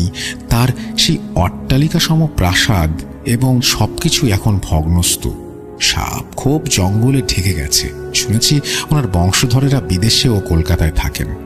দেশভাগের পর জমিদারিত্ব আর টেকেনি। তার অধীনে থাকা অধিকাংশ গ্রাম তৎকালীন পূর্ব পাকিস্তানের অধীনে চলে যায়। এদিকে স্বাধীন ভারতে আবার জমিদারি ব্যবস্থা উঠতে থাকে। এর ফলে তারা এই এলাকা ছেড়ে চলে যান। যাই হোক, দাদু জলধরকে চাটাইয়ের উপর বসতে বলে ঠাকুমাকে জল দিতে বললেন। এরপর তাকে জিজ্ঞেস করলেন যে এই ভর দুপুরে তার আসার কারণ কি। জলধর দুশ্চিন্তার স্বরে জানালো, ঠাকুরমশাই, মিত্তির বাড়িতে ভীষণ বিপদ, সবাই আতঙ্কের মধ্যে আছে। বাবু আপনাকে এক্ষুনি আমার সঙ্গে যাবার অনুরোধ করেছেন। কি বিষয়? সমস্যাটা কি? তা বলার মতো সময় নাই, আপনি সেখানে গেলে সমস্তটা জানতে পারবেন। এবার আজ্ঞা হোক। দাদু গম্ভীর স্বরে জলধরকে বললেন যে উনি মায়ের আরতি সেরে সন্ধ্যায় যাবেন এবং কর্তা ঠাকুরকে চিন্তা করতে বারণ করতে বলে দেন। জলধর দাদুর কথায় আর আপত্তি না জানিয়ে ফিরে যান। আসলে মিত্তির বাড়িতে ঠিক কি ঘটেছে তা দাদু আগে থেকেই কানাফুসোয় একটু আধটু শুনতে পেয়েছিলেন। গ্রাম বাংলার পরিবেশ, এক গ্রামে কিছু ঘটলে তা রাতারাতি আশেপাশের সব গ্রামে ছড়িয়ে পড়ে। কিন্তু জমিদার বাবু যেহেতু নিজ থেকে এতদিন ওনাকে ডাকেননি, তাই দাদু আগ বাড়িয়ে আর যাননি। আজ যেহেতু ডেকেছেন, সেক্ষেত্রে একটু প্রস্তুতি নিয়ে সব গুছিয়ে যাওয়ার জন্য দাদু সিদ্ধান্ত নেন। নির্দিষ্ট সময়ে সেই মতো সন্ধ্যায় জমিদার বাড়ির সীমানায় পৌঁছেই আচমকাই বাড়ির ছাদের ঘর থেকে তীব্র চিৎকার ভেসে আসে। কি, কেউ চিৎকার করছে মনে হচ্ছে। হ্যাঁ, ঠিকই শুনতে পাচ্ছি। এ তো মিত্তির বাড়ির দোতলার ঘর থেকে আসছে। না, এইভাবে ভেতরে যাওয়া যাবে না। আমাকে কি শরীরটা বন্ধ করতে হবে। জয় মা, জয় মা, তোরা দেখিস। এই বলে দাদু কিছু মন্ত্র পড়ে নিজের শরীরটা বন্ধ করে যেই মিত্তির বাড়ির আঙিনায় পা রাখলেন, অমনি আশেপাশের ঝোপ ঝাড়, পলাশ, শিমুল গাছের জঙ্গল তোড়পাড় করে প্রবল ঝড়ের সৃষ্টি হয়। সেই সঙ্গে ঝোপঝাড় জঙ্গলের আড়াল থেকে শেয়ালের বিকট আর্তনাদ ভেসে আসে। রাতচরা পাখিরাও যেন দিশেহারা হয়ে চিৎকার শুরু করে। ব্যাপারটা দাদুর আর বুঝতে বাকি রইল না। হয়তো কোনো একটা অশরীরী শক্তি তাকে এই মুহূর্তে জমিদার বাড়িতে প্রবেশ করতে বাধা দিচ্ছে। কিন্তু উনিও নরসিংহ ভট্টাচার্য, ওনাকে আটকানো অত সহজ নয়। দাদু কয়েক পা এগোতেই হঠাৎ অনুভব করলেন কেউ যেন শিমুল গাছের আড়াল থেকে তার উপরে নজর রাখছে। পেছনে ঘুরে তাকাতেই দেখেন ছায়াটি মিলিয়ে গেল। জমিদার বাড়িতে প্রকাণ্ড চুন সুরকি খসা দালানে উঠে দেখতে পেলেন জমিদার রুদ্রশঙ্কর বাবু দুশ্চিন্তায় ডুবে অনবরত পায়চারি করছেন। পাশে ছোট ছেলে চন্দ্রশেখর বসে, চোখ মুখে আতঙ্কের ছাপ। মাঝে মাঝে করুণ জিজ্ঞাসু দৃষ্টিতে বাবার দিকে তাকিয়েও কিছু জিজ্ঞেস করতে পারছেন না। ভোলা, জমিদার বাড়ির পরিচারক, দাদুকে দেখে তড়িঘড়ি করে একটা চেয়ার এনে বসতে দেন। রুদ্রশঙ্কর বাবু দাদুকে দেখে আপ্যায়ন করতে বসালে দাদু বসতে যাবেন, এমন সময় দোতলার ঘর থেকে বিকট পৈশাচিক চিৎকার এবং সেই সঙ্গে আসবাবপত্র ভাঙচুরের শব্দ ভেসে আসে। পরক্ষণেই ভেতর বাড়ির বৈঠকখানা থেকে একটি নারী কণ্ঠের কান্নার রব ভেসে আসে। রুদ্রশঙ্কর বাবুর স্ত্রী উমা দেবী অঝরে কাঁদছিলেন। ছোট ছেলে চন্দ্রশেখর মাসখানেক হলো বিয়ে হয়েছে। এরই মাঝে 1 মাস করাতে না করাতেই বাড়ির ছোট বউ এভাবে অতি প্রাকৃতিক ভয়ঙ্কর আচরণ করছে, কেউ মেনে নিতে পারছে না। বাড়ির সবাই তটস্থ হয়ে আছে। থেমে যা, থাম, থাম বলছি। শয়তান পিশাচ, তোর দিন ঘনিয়ে এসেছে। দাদু ডান হাতের বৃদ্ধাঙ্গুলি নিজের কপালের মধ্যভাগে চেপে ধরে বিড়বিড় করে মহামৃত্যুঞ্জয় মন্ত্র পড়ে পইতে উঁচিয়ে দোতলার দিকে তাকিয়ে চেঁচিয়ে ওঠেন। সঙ্গে সঙ্গে সেই বিভৎস ভয়ঙ্কর চিৎকার থেমে যায়। চারিদিক তখন অতল নিস্তব্ধতা বিরাজমান। ঝিঝি পোকার ডাকে নিকষ আঁধারি আবহে কোনো সারা শব্দই শোনা যাচ্ছিল না। দাদুর রাশভারী কণ্ঠস্বরের ধমক শুনে উমাদেবী বৈঠকখানা থেকে বেরিয়ে আসেন এবং দাদুর কাছে কাকুতি মিনতি করতে থাকেন। হা, কি করেন মা ঠাকুমা? কান্না করেন না, কান্না করেন না, আমি তো এসে গেছি। মাতার উপর ভরসা রাখেন, সব ঠিক হয়ে যাবে। দাদু করুণ স্বরে বলে উঠলেন। এরপর রুদ্রশঙ্কর বাবুর কাছ থেকে যাবৎ যা যা ঘটেছে তার সমস্তটা সবিস্তারে শুনতে চাইলেন। আপনি তো জানেন, বড় খোকা সূর্যশেখর ব্যারিস্টারি করে কলকাতায়, স্ত্রী পুত্র নিয়ে সেখানেই থাকে। এত বড় বাড়িটা খাঁ খাঁ করছে। আমাদেরও বয়স হচ্ছে, তাই গিন্নি বলল ছোট ছেলের বিয়ে দিয়ে দিতে। সেই মতো গত মাসে ধুমধাম করে খোকার বিয়ের আয়োজন করি।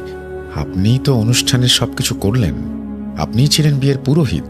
ছোট মা কাঞ্চনবালাকে পূর্ণবতী লক্ষ্মীমতী হওয়ার আশীর্বাদ করে গিয়েছিলেন।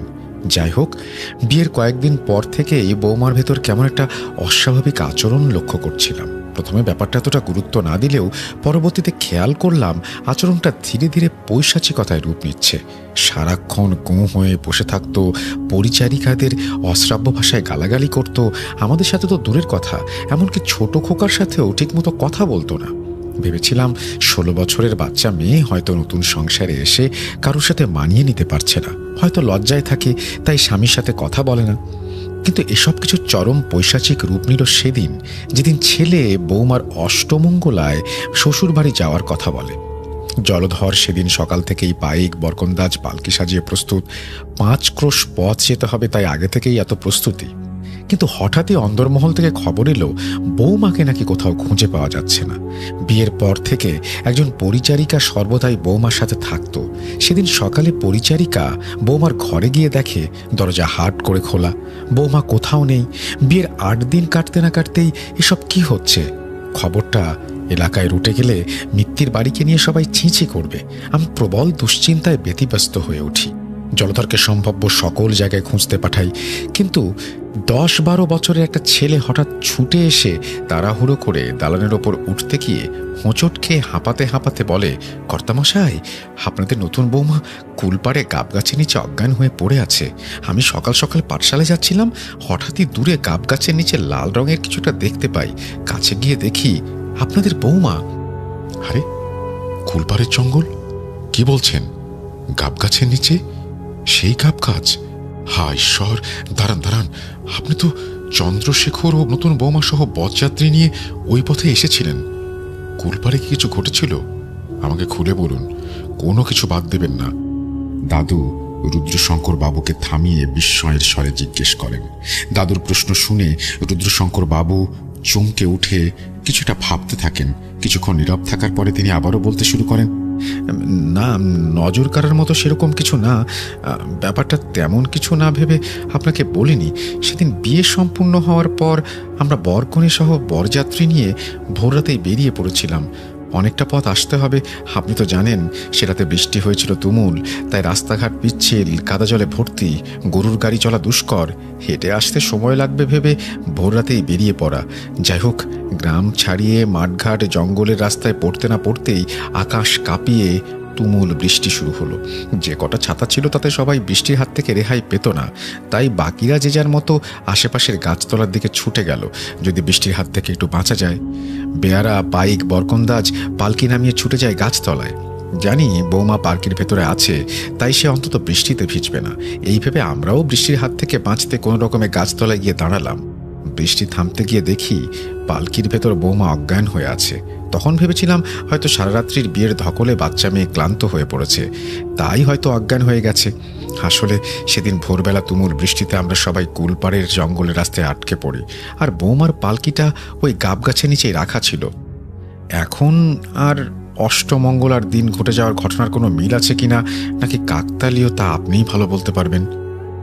দাদুর কপালে দুশ্চিন্তার ভাঁজ, চোখে মুখে কোনো এক চাপা আতঙ্ক। তিনি ঘামছেন। কাঁধে থাকা হরিনামের উত্তরীয়টা টেনে মুছতে মুছতে বিস্ময়ে বলে ওঠেন, ঠিক যা ভেবেছিলাম তাই। আপনি তো জানেন কর্তা, কুলপাড়ের রাস্তাটা ভালো না, আর ওই গাব গাছটা নিয়ে এলাকায় কত অলৌকিক রোমহর্ষক ঘটনা ছড়িয়ে আছে তা সবই তো আপনার জানা। গাব গাছের নিচে নাকি অমাবস্যার রাতে অনেকেই দাউ দাউ করে আগুন জ্বলতে দেখেছে। এখন ইংরেজদের দাপট এলাকায় একটু কমলেও আপনি তো জানেন সিপাহী বিদ্রোহের সময় কত শত নিরহ মানুষকে ইংরেজরা চর ভেবে মেরে কেটে ওই জঙ্গলে ফেলে দিত। এখনও ঝোপঝাড় জঙ্গল খুঁড়লে মানুষের 2-1টা হাড়গোড় পাওয়া যাবে। শুধু কি তাই, কত লেঠেল ডাকাতের দল নিরীহ পথিককে মেরে ওই গাব গাছের নিচে ডোবায় পুঁতে রাখত। তাদের অতৃপ্ত আত্মা এখনো ঘুরে বেড়ায়। জায়গাটা ভীষণ অপবিত্র। একদিকে নতুন বউ, তার উপরে কৃষ্ণপক্ষের রাত। কর্তা ঠাকুর, সেদিন কুলপাড়ে দাঁড়িয়ে পড়াটা আপনাদের মোটেও ঠিক হয়নি। নিশ্চয়ই কোনো খারাপ কিছু বউ ঠাকুরনের ওপরে পড়েছে। আর এত কিছু ঘটে যাওয়ার পর এতদিন পরে আমাকে ডাকলেন। ধৃষ্টতা মার্জনা করবেন কর্তা ঠাকুর। আমি আপনাদের বাড়ির বংশ পরম্পরায় পুরোহিত, আমারও একটা দায়িত্ব আছে এই পরিবারের ওপর। আপনি কি সবকিছু শেষ হবার অপেক্ষা করছিলেন? তাহলে আমাকে খবর দিলেন কেন? যাই হোক, এখন বলুন তো, বৌমাকে গাব গাছের কাছ থেকে নিয়ে আসার পর কি ঘটেছিল? প্রজা হলেও যতই হোক দাদু ছিলেন জমিদার বাড়ির পুরোহিত এবং রুদ্রশঙ্কর বাবু দাদুর আধ্যাত্মিক ক্ষমতা সম্পর্কে অবগত ছিলেন।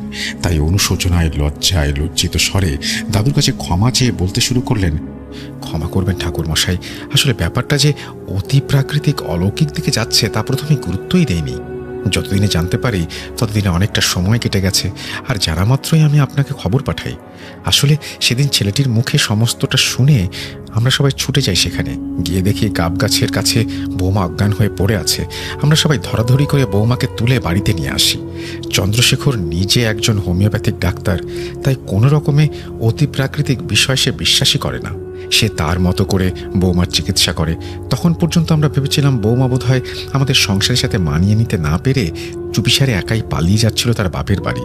বৌমার বাপের বাড়িতে খবর পাঠানো হয় এবং জানানো হয় যে বৌমা অষ্টমঙ্গলায় যেতে পারবে না, তারা এসে যেন বৌমাকে বোঝায়। বেয়াই মশাই এসে মেয়ের অবস্থা দেখে দুশ্চিন্তায় ভেঙে পড়েন। তবে এটা তিনি জানান যে বিয়েতে কাঞ্চনমালার পূর্ণ মত ছিল এবং চন্দ্রশেখরকে সে পছন্দ করে, কিন্তু এরকম কেন করছে তা তিনিও জানেন না। যাই হোক, তিনি তার মতো করে মেয়েকে বুঝিয়ে শুনিয়ে বিদায় নেন। তারপর বৌমা সারাক্ষণ ঘরের মধ্যে নিজেকে বন্ধ রাখত। খালি একজন পরিচারিকা গিয়ে তার দেখাশোনা করে আসত। রাতে প্রায়ই বৌমার বিকট চিৎকার শুনতাম। চন্দ্রশেখর ঠিক করে বৌমাকে কলকাতায় বড় কোনো ডাক্তার দেখাবে। ভেবেছিল বৌমার বোধহয় মাথায় কোনো ব্যামো হয়েছে, তাই সে কলকাতায় তার দাদার কাছে খবর পাঠায় কাঞ্চনবালার চিকিৎসার জন্য। সেই মতো গতকাল রাতে সব রকম প্রস্তুতি নেওয়া হয়। আজ ভোর ভোর তারা রওনা দিত। রাতে চন্দ্রশেখর আলাদা ঘরে ঘুমতো। গতরাতে বৌমার ঘরে গিয়ে তাকে কলকাতায় যাওয়ার বিষয়টা বলতে যেতেই বিপত্তিটা ঘটে। বাকিটা চন্দ্রশেখরের মুখে শুনুন, ও ভালো বলতে পারবে। এই বলে রুদ্রশঙ্করবাবু থামলে ছেলে চন্দ্রশেখর ভয়ার্ত কণ্ঠে কাঁপা কাঁপা স্বরে বলে ওঠে, কাল রাতে কাঞ্চনবালার ঘরে ঢুকতেই দেখি সে জানালার রেলিং ধরে বাইরের দিকে মুখ করে দাঁড়িয়ে কার সাথে যেন কথা বলছে। রাত তখন 9:15 মতো হবে। আমি দুবার তাকে নাম ধরে ডাকলেও সে কোনো সারা শব্দ দেয় না। আমি কিছুটা বিরক্ত হই এবং রেগেও যাই।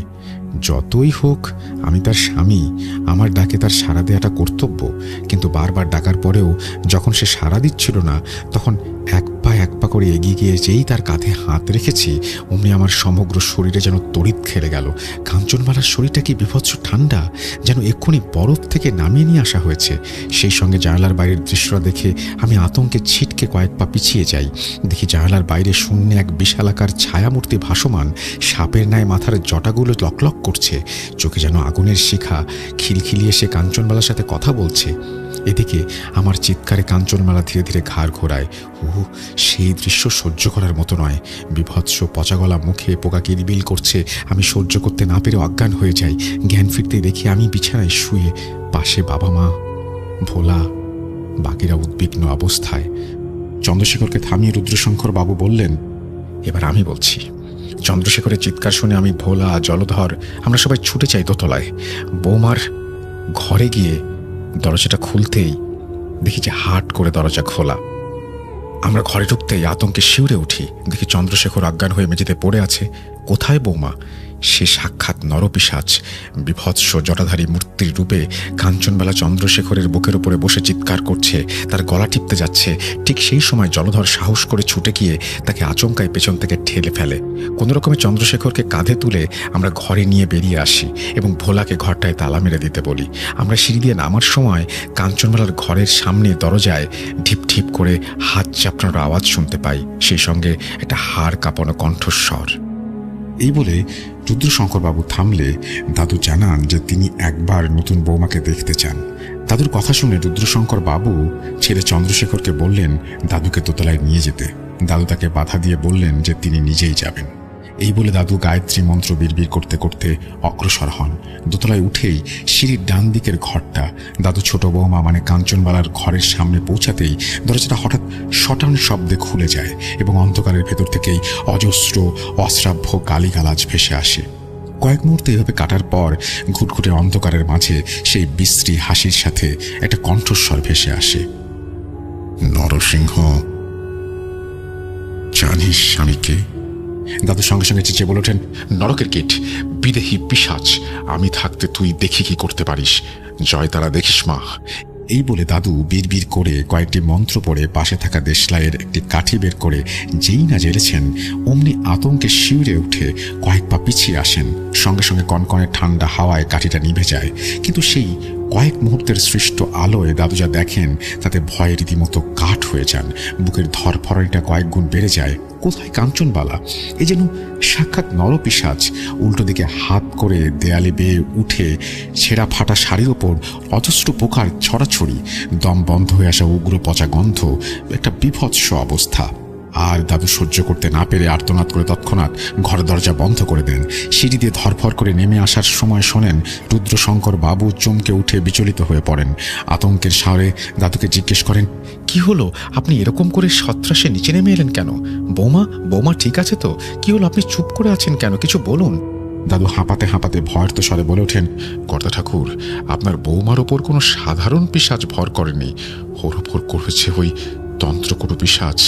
এই পিশাচ কোনো সাধারণ পিশাচ নয়, এ হলো কোনো এক দুশ্চরিত্র নিম্ন তন্ত্র সাধক তান্ত্রিকের বিদেহী আত্মা। ওর গলায় তন্ত্রমুণ্ডির মালাটা বেশ ভাবাচ্ছে। আমি আজ আর কিছু করতে পারবো না। এর জন্য আগে থেকে কিছু আচার অনুষ্ঠান করে নিজেকে প্রস্তুত করতে হবে। আমি আগামী অমাবস্যায় মা তারার পুজো দিয়ে রাতে আপনাদের বাড়িতে আসব।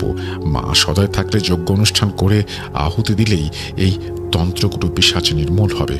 তবে সম্পূর্ণ নিঃশেষ করতে পারবো কিনা জানি না, কারণ জীবিত কালে হয়তো তান্ত্রিকটি নিম্নতন্ত্র সাধনা করে দেবীর 64 যোগিনীদের মধ্যে নিম্ন স্তরের কোনো এক যক্ষিণীকে বশে এনে সাধনা করেছে। এই বলে দাদু যজ্ঞানুষ্ঠানের প্রয়োজনীয় উপকরণের জন্য একটি ফর্দ বানিয়ে রুদ্রশঙ্কর বাবুর বাড়ি থেকে চলে আসেন। হপ্তা 2 পরেই অমাবস্যা। এর মাঝেই মিত্তির বাড়িতে ছোট বউ নানা রকমের অতি প্রাকৃতিক ঘটনা ঘটিয়েছে। দাদুর কথা মতো কাঞ্চনবালাকে একটি শিকলে বেঁধে রাখা হয়েছিল। সময় করে পরিচারিকারা গিয়ে তাকে খাইয়ে আসতো, পরিষ্কার করে আসতো। সেরকমই একজন পরিচারিকা গিয়ে তাকে খাওয়াতে গিয়েছিল। সেই সময় কাঞ্চনবালা হঠাৎই বিভৎসভাবে হেসে পরিচারিকাটির হাতে সজোরে কামড় বসিয়ে দেয়। কামড়ের তীক্ষ্ণতা এতটাই ছিল যে এক টুকরো মাংস মেঝেতে পড়ে যায়। ফিনকি দিয়ে রক্ত বেরিয়ে আসে, সমগ্র মেঝেটাকে ভিজিয়ে লাল করে ফেলে। পরিচারিকার করুণ আর্তনাদ শুনে সবাই ধরফর করে ছুটে গিয়ে সেই বিভৎস দৃশ্য দেখে আতঙ্কে শিউরে ওঠে। পরে কোনো রকমে কাঞ্চনবালার হাত থেকে তাকে ছাড়িয়ে নিয়ে আসা হয়। হপ্তা 2 বাদে অমাবস্যার তিথি চলে আসে। সকাল থেকেই অজানা কারণে দাদুর মনটা ইতস্তত করছিল। সেদিন আকাশ বেশ অভিমানে গোমড়া মুখ করেছিল, ঈশান কোণে ঢেকে গিয়েছিল। দাদু সন্ধ্যেবেলা বিশেষ আচার অনুষ্ঠান শেষে মায়ের পুজো সম্পন্ন করে রক্তস্বর বস্ত্র পরিধান করে জমিদার বাড়ির উদ্দেশ্যে রওনা হন। পথে যাওয়ার সময় রাতচরা পাখি, শেয়ালের বিভৎস কান্নার শব্দ অহরহ ভেসে আসছিল আশেপাশের ঝোপঝাড় থেকে। প্রকৃতিও যেন বিষণ্ণ হয়ে নানাভাবে আকার ইঙ্গিতে দাদুকে জানান দিচ্ছিল যে আজ দাদুর সেখানে না যাওয়াই ভালো। কিছুক্ষণ পর দাদু জমিদার বাড়ির আঁকের সামনে গিয়ে পৌঁছান। এরপর মা তারার নাম নিয়ে গুরুকে স্মরণ করে নিজের শরীর বন্ধ করে জমিদার বাড়ির সীমানায় পা রাখবেন। অমনি আঁকের পাশের দত্তাকার শিমুল গাছটা আচমকায় নড়ে ওঠে, যেন হঠাৎই শুধু গাছটার নিচেই প্রবল ভূমিকম্প হচ্ছে এবং খানিক বাদে একটি প্রকাণ্ড ডাল তার সামনে এসে ভেঙে পড়ে। দাদু কয়েক মুহূর্ত থমকে যান। আসলে উনি জানতেন আজ তিনি একটা বিপদের সম্মুখীন হতে চলেছেন। সেই তন্ত্রমুণ্ডির মালাধারী, যার ক্ষমতা অপরিসীম। রাত্রি তখন ধীরে ধীরে নিশিরাতের অভিমুখে। দালানে গিয়ে দেখেন চন্দ্রশেখর এবং রুদ্রশঙ্কর চিন্তাগ্রস্ত হয়ে ইতস্ততভাবে পায়চারি করছে। দাদুকে দেখে আশাতীত দৃষ্টিতে তার দিকে তাকিয়ে এগিয়ে আসতে গেলে দাদু ইশারায় তাদের বুঝিয়ে দেন যে বিশেষ আচার অনুষ্ঠানের মাধ্যমে যজ্ঞ শেষ না হওয়া পর্যন্ত তিনি মৌন ব্রত পালন করবেন, কেবল মন্ত্র উচ্চারণ ছাড়া। এরপর দালানের ঠিক ঈশান কোণে একটি বেল গাছের নিচে নির্দিষ্ট স্থানে দাদু যজ্ঞের আসন পাততে আরম্ভ করলেন। নিজের সাথে আনা সিঁদুর, হলুদ, তিল, জব দিয়ে তারার মতো করে বিশেষভাবে একটি গণ্ডি কেটে তার মধ্যে যজ্ঞকুণ্ড স্থাপন করলেন। এরপর রুদ্রশঙ্কর বাবুকে দেয়া ফর্দ অনুযায়ী 1 বান্ডিল শুকনো আম কাঠ, 1 কিলো দেশি গাওয়া ঘি, 2 কুচকুচে কালো মোরগ, কিছু শুকনো অশ্বত্থ গাছের পাতা, 2 মাটির সরা, একটি মৃত চড়ুই পাখি ও 1 বোতল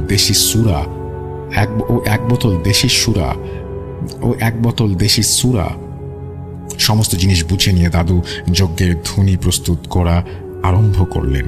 এদিকে দোতলার ঘর থেকে কাঞ্চনবালার ভয়ঙ্কর পৈশাচিক গর্জন, অপরদিকে আশেপাশের ঝোপঝাড়দের আড়াল থেকে অহরহ শেয়ালের বিলাপ পরিবেশটাকে যেন ভারী করে তুলছে এই সব কিছু।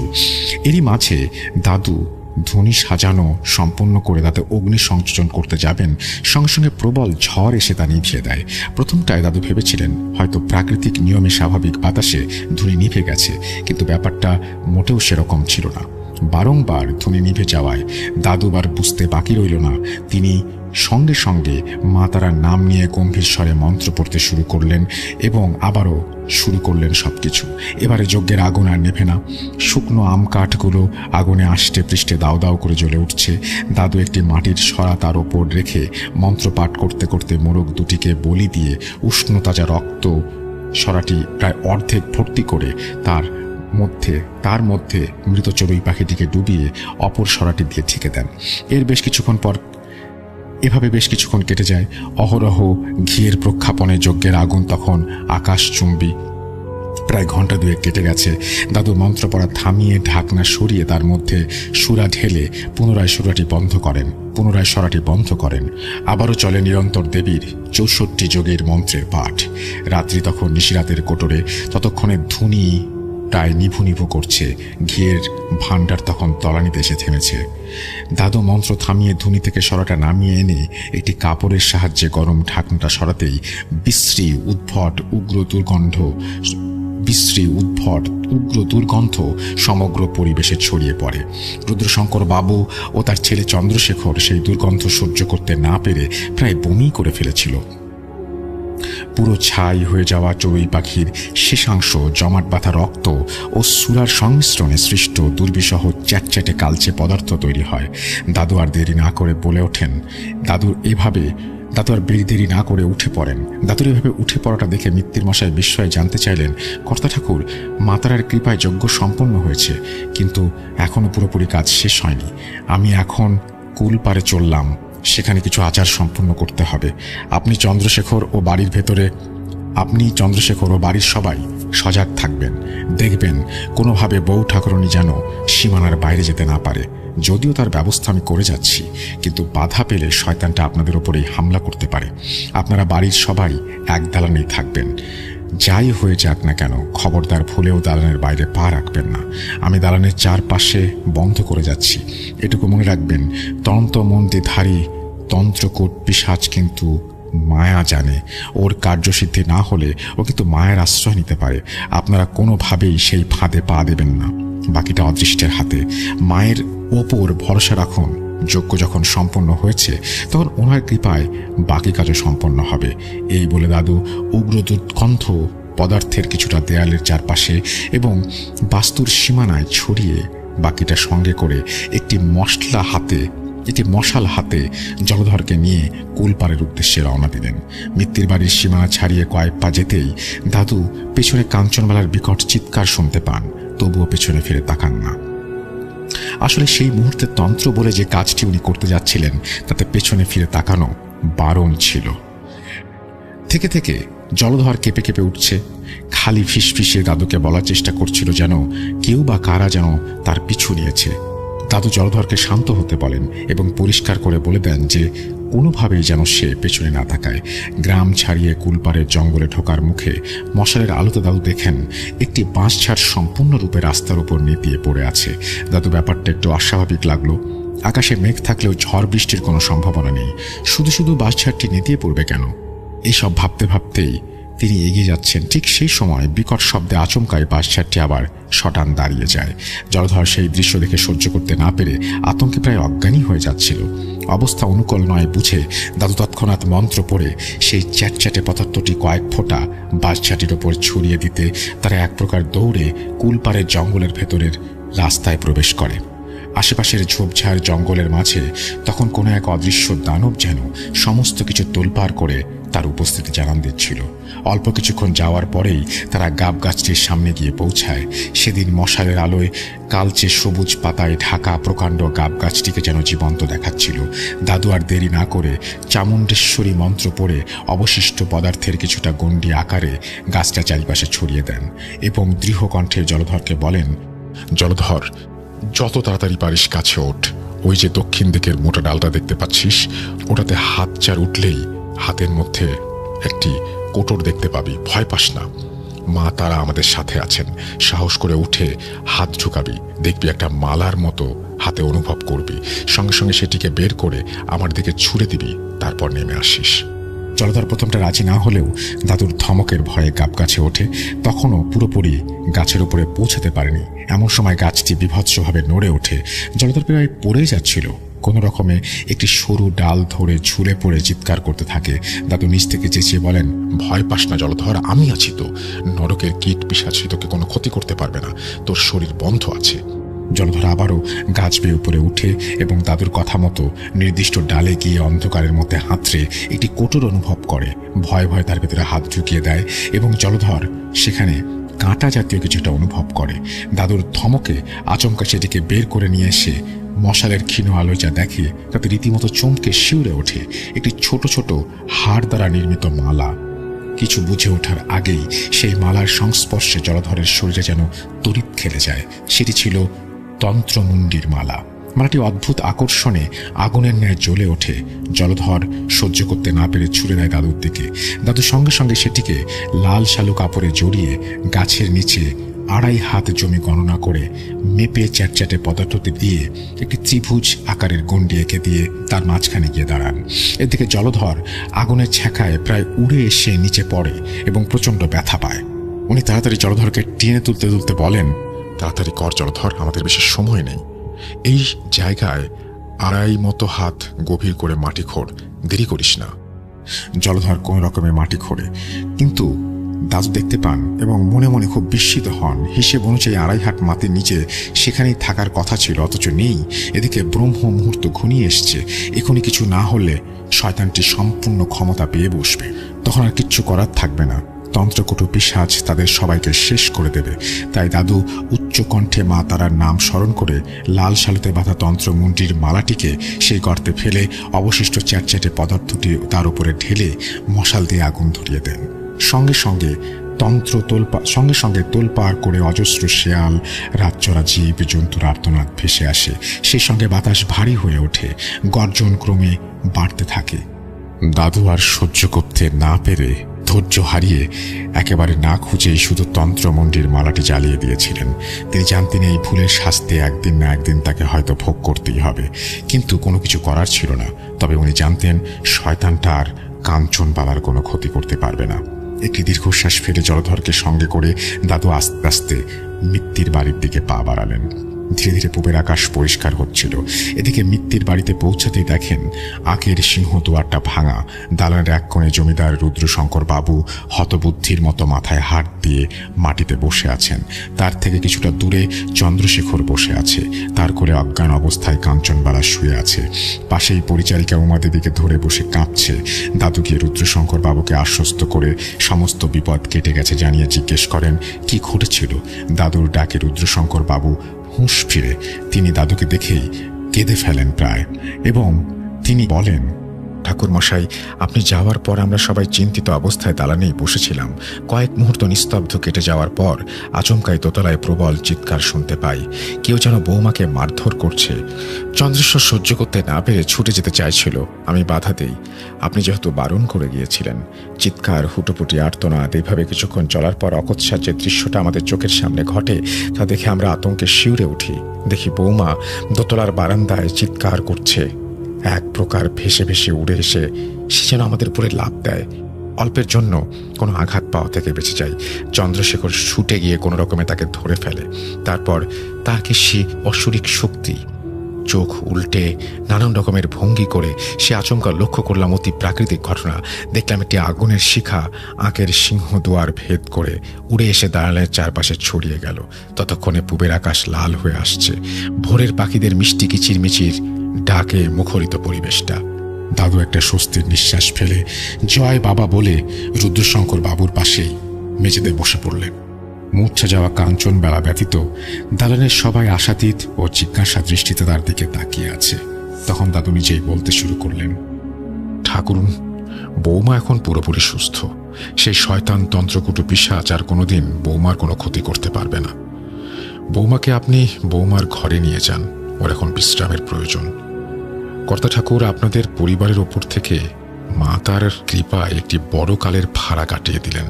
যদিও পিশাচটিকে আমি সমূলে নির্মূল করতে পারিনি, তবে সে আর কোনোদিনও এখানে আসতে পারবে না। যদিও না থাক সে কথা। আদৌ বলতে গিয়েও মনের ভেতরে চেপে গেলেন যে কি ভুলটা তিনি করেছেন এবং ভবিষ্যতে অদৃশ্যে তার জন্য কি বিপদ অপেক্ষা করছে। যাই হোক, তিনি আবারও বলতে শুরু করলেন, কর্তা ঠাকুর, আপনাকে তো আগেই বলেছিলাম, ত্রন্ত্রকটু পিশাচ হচ্ছে কোনো দুশ্চরিত্র নিম্ন শ্রেণীর তান্ত্রিকের বিদেহী আত্মা। গত 2 সপ্তাহ ধরে আমি আশেপাশের এলাকায় খোঁজ লাগিয়েছিলাম যে অতীতে এরকম কোনো তান্ত্রিক এই এলাকায় মৃত্যু ঘটেছে কিনা। সেরকম খুঁজতে খুঁজতে কুলপাড়ের জঙ্গলের পশ্চিমে ছৌ গ্রামে গিয়ে একজন 90 বছরের মুরব্বী মানুষের কাছ থেকে জানতে পারি, আজ থেকে বহু বছর আগে, কিন্তু ঠিক কত বছর আগে তা বলা মুশকিল, ওনার কথাবার্তা আন্দাজ করি সম্ভবত নবাবের শাসনকালে। মুরব্বী কাপা কাপা কণ্ঠে জানায়, সেই সময় কুলপাড়ের জঙ্গল ঘেঁষা ছৌ গ্রামের শ্মশানে একজন কাপালিক তান্ত্রিক এসে আস্তানা পেতেছিল। তান্ত্রিকটি টোটকা আদি করে মানুষের টুকটাক সমস্যার সমাধান করত। দিনের পর দিন ভক্তের ঢল বাড়তে থাকে। তান্ত্রিকটি নিত্যদিন সেই গাব গাছের নিচে যজ্ঞের ধুনি সাজিয়ে তার আসন পাতত। দক্ষিণার সম্ভার নেহাত কম ছিল না। প্রতিদিন মানুষ ফল, মিষ্টান্ন, পোশাক আশাক পয়সা দিয়ে আরতি ভরিয়ে রাখত। অথচ সেসবের প্রতি তান্ত্রিক ছিল উদাসীন, শুধুই নিজের যজ্ঞ আচার অনুষ্ঠান নিয়ে ব্যস্ত। সেরকম একদিন ভক্তদের ভিড়ের মাঝখান থেকে একজন মাঝবয়সী লোক তার 10-11 বছরের মেয়ের হাত ধরে তান্ত্রিকের কাছে নিয়ে আসে। তার দেখা দেখি মেয়েটিও তান্ত্রিককে প্রণাম করে। তান্ত্রিকটি তার ধ্যানমগ্ন অবস্থায় ছিল। পায়ে অল্প বয়সী হাতের স্পর্শে সে চোখ মেলে তাকায় এবং দেখে একটি ফুটফুটে বাচ্চা মেয়ে তার বাবা হাত জোর করে হাঁটু গেড়ে তার সামনে বসে আছে। মেয়েটিকে দেখে তান্ত্রিকের চোখ একটা ঝিলিক মেরে যায়। মেয়েটির চোখে চোখ না ফিরিয়ে তান্ত্রিকটি লোকটিকে জিজ্ঞেস করে কি সমস্যা। লোকটি অনুনয় বিনয়ের সুরে জানায় তার মেয়ের বিয়ে হচ্ছে না, দিন দিন বয়স পেরিয়ে যাচ্ছে, তাই তান্ত্রিক যেন কোনো টোটকা বিধান দেন।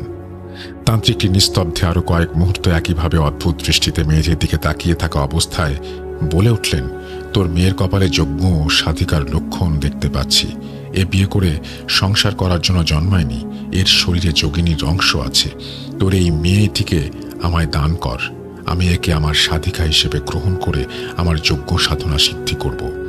লোকটি তান্ত্রিকের কথায় হঠাৎই চরম খেপে যায় এবং তান্ত্রিককে ভণ্ড ও নানা রকমের আকথা কুকথা শুনিয়ে মেয়েটিকে নিয়ে বাড়ি চলে যায়। উপস্থিত ভক্তমণ্ডলী ততক্ষণ তান্ত্রিক ও লোকটির কথোপকথন শুনছিল। তারাও তান্ত্রিকের উদ্ভট ইচ্ছায় চমকে গিয়ে বিরক্ত হয়ে ভক্তিভাব ছেড়ে বিদ্রুপ করে তান্ত্রিককে ভণ্ড বলে মারধর করে সেখান থেকে তাড়িয়ে দেয়। গায়ে হাত তোলাতেও হয়তো তান্ত্রিকটি এতটা খেপে যেত না যতটা না মানুষ তার সাধনা নিয়ে বিরূপ করায় খেপেছিল। এছাড়া চোখের সামনে এরকম একটি শিকার হাতছাড়া হয়ে যাওয়ায় তান্ত্রিকটির আগে ক্ষোভে প্রায় উন্মাদ হয়ে গিয়েছিল।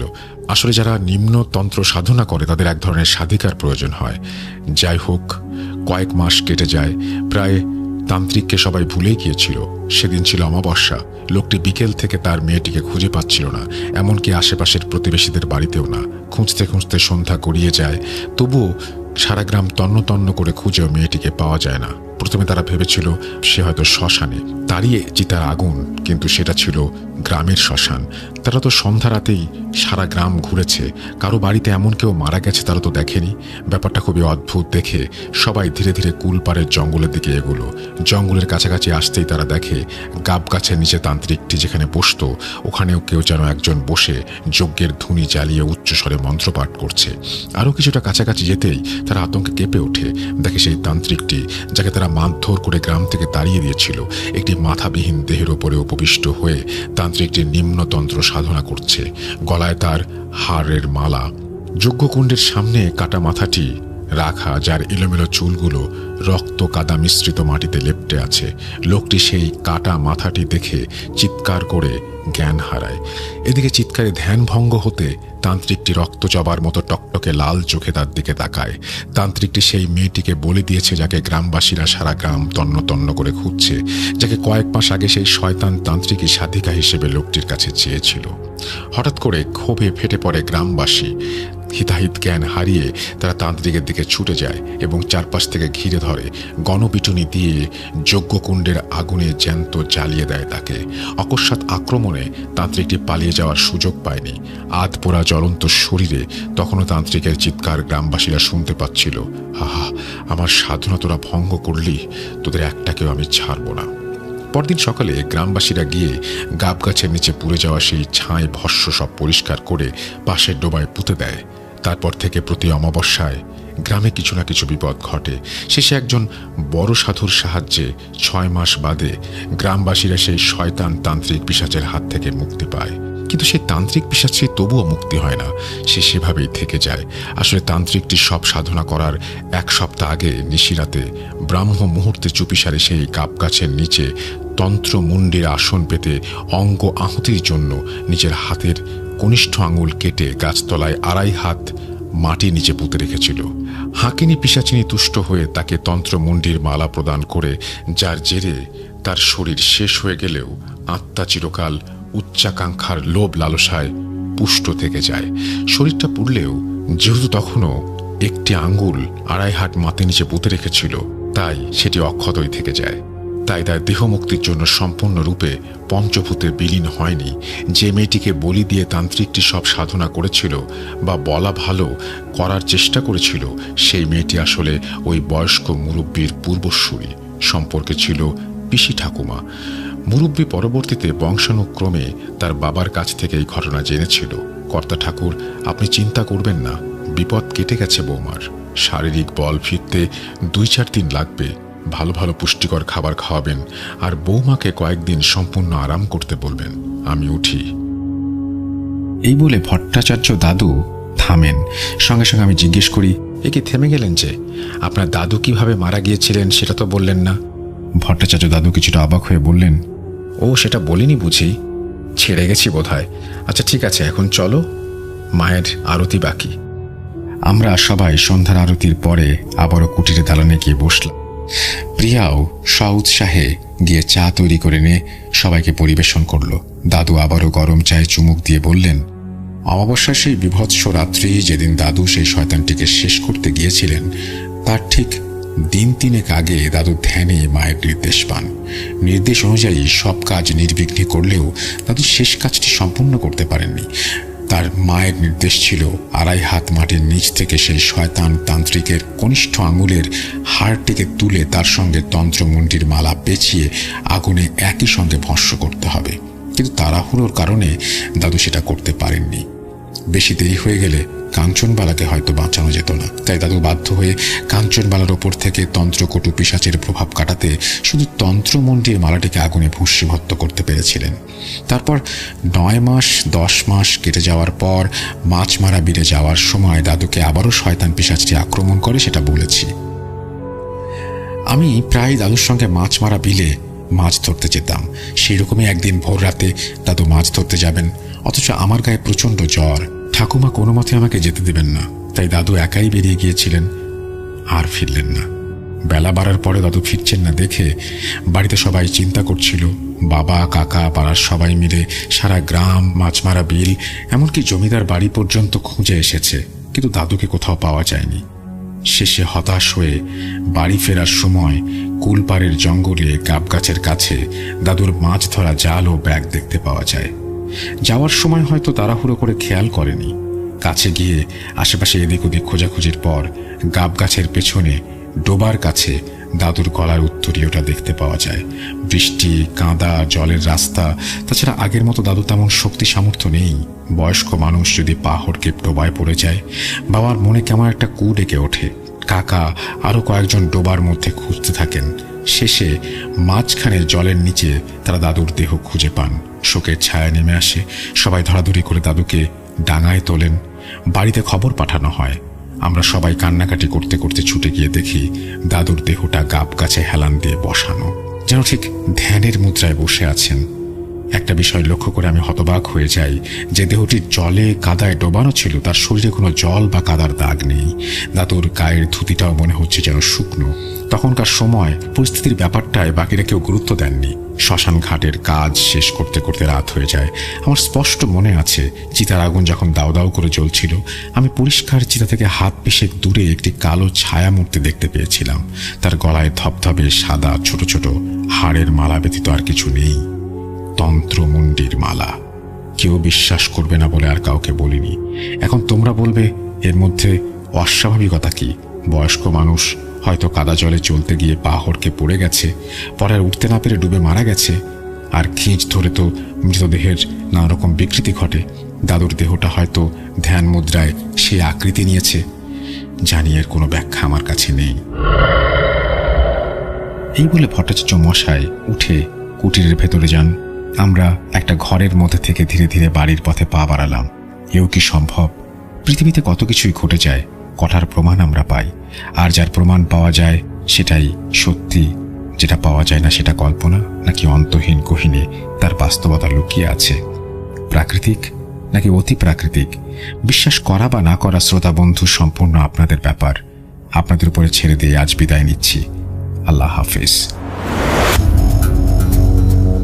এই বলে সুকান্ত মাইতি তার লম্বা ঘটনা শেষ করেছেন এবং আশা করছি আপনাদের ভালো লেগেছে। যদি ভালো লাগে অবশ্যই আমাদের জানাবেন। আমরা কথা বাড়াবো না, কারণ ঘটনাটি এমনিতেই অনেক বেশি লম্বা হয়ে গেছে। অনেকক্ষণ ধৈর্য নিয়ে আপনারা শুনেছেন, আমাকে অনেকক্ষণ ধরে পড়তে হয়েছে। সো আমরা কথা না বাড়িয়ে পরবর্তী ঘটনায় চলে যাই।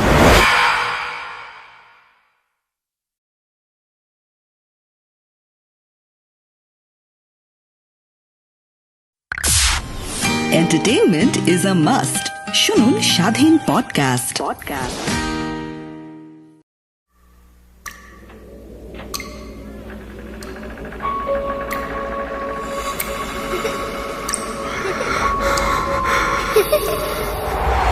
লুকোচুরি খেলবে? লুকোচুরি? তুমি লুকাও, আমি ঠিকই তোমাকে খুঁজে পাবো।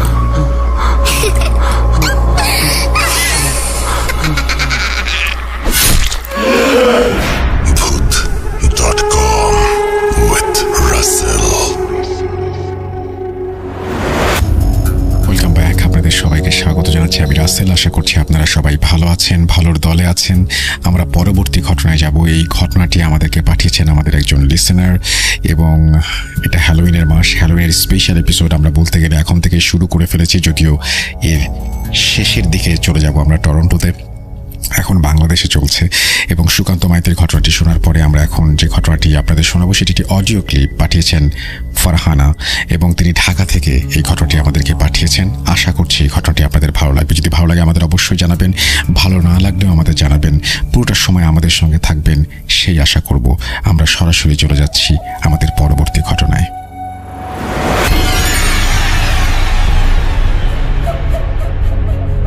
আসসালামু আলাইকুম রাসেল ভাই, আশা করি ভালো আছেন। আমার নাম ফারহানা, আমি ঢাকাতেই থাকি।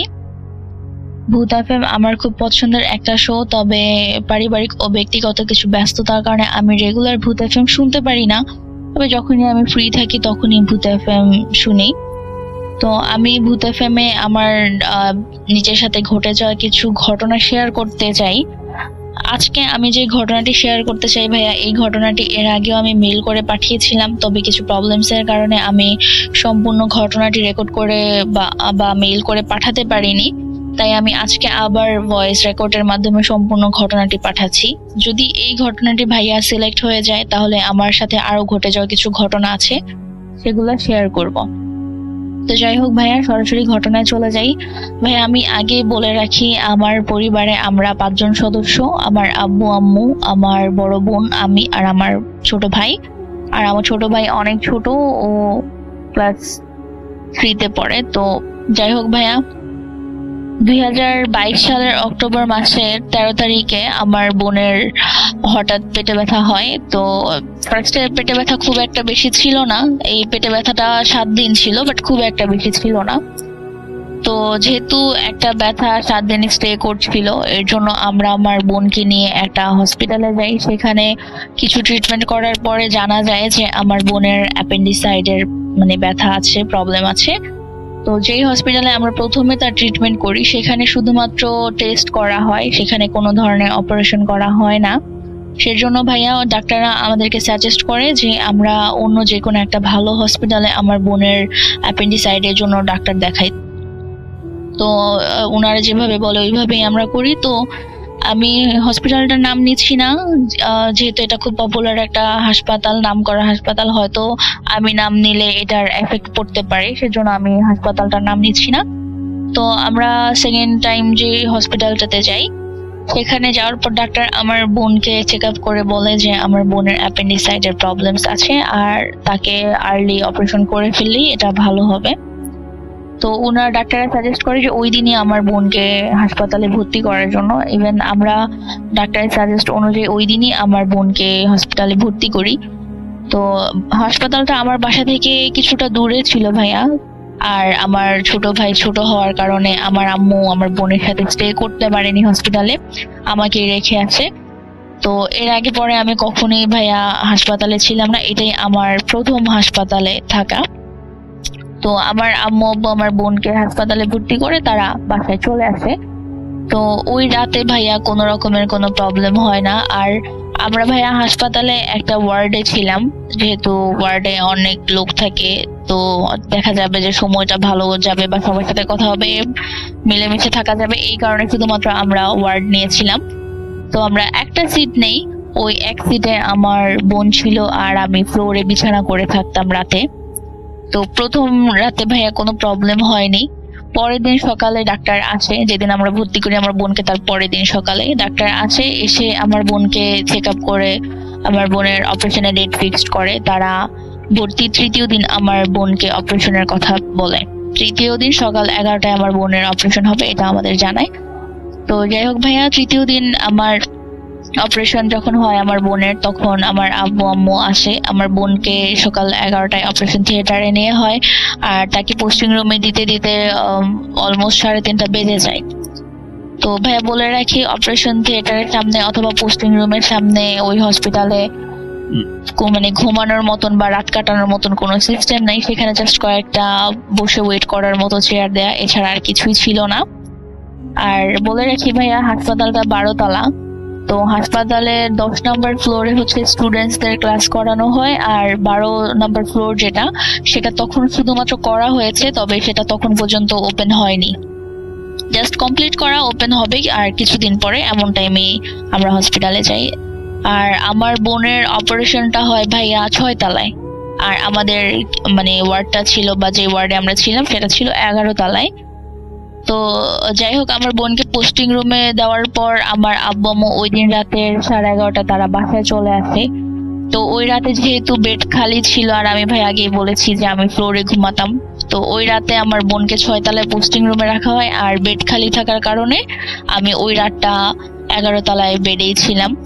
তো রাতের 11:30টার দিকে বা এরকম হবে, আমার আব্বু চলে আসার সময় আমাকে বলছে যে আমার বোনকে কিছুক্ষণ পর পর যে পোস্টিং রুমে দেখে আসার জন্য, যে তার কোনো প্রবলেম হচ্ছে কিনা। তো আব্বু যেরকমটা বলে আমি ওইরকমটাই করার ট্রাই করি। আমি ভাইয়া রাতে 12:30টায় একবার আমার বোনকে দেখে আসি পোস্টিং রুমে, 11 তলা থেকে নেমে 6 তলায় যে আমি পোস্টিং রুমে দেখে আসি। তো কোনো প্রবলেম ছিল না, যার জন্য আমি আবারও উপরে 11 তলায় রুমে চলে আসি ওয়ার্ডে।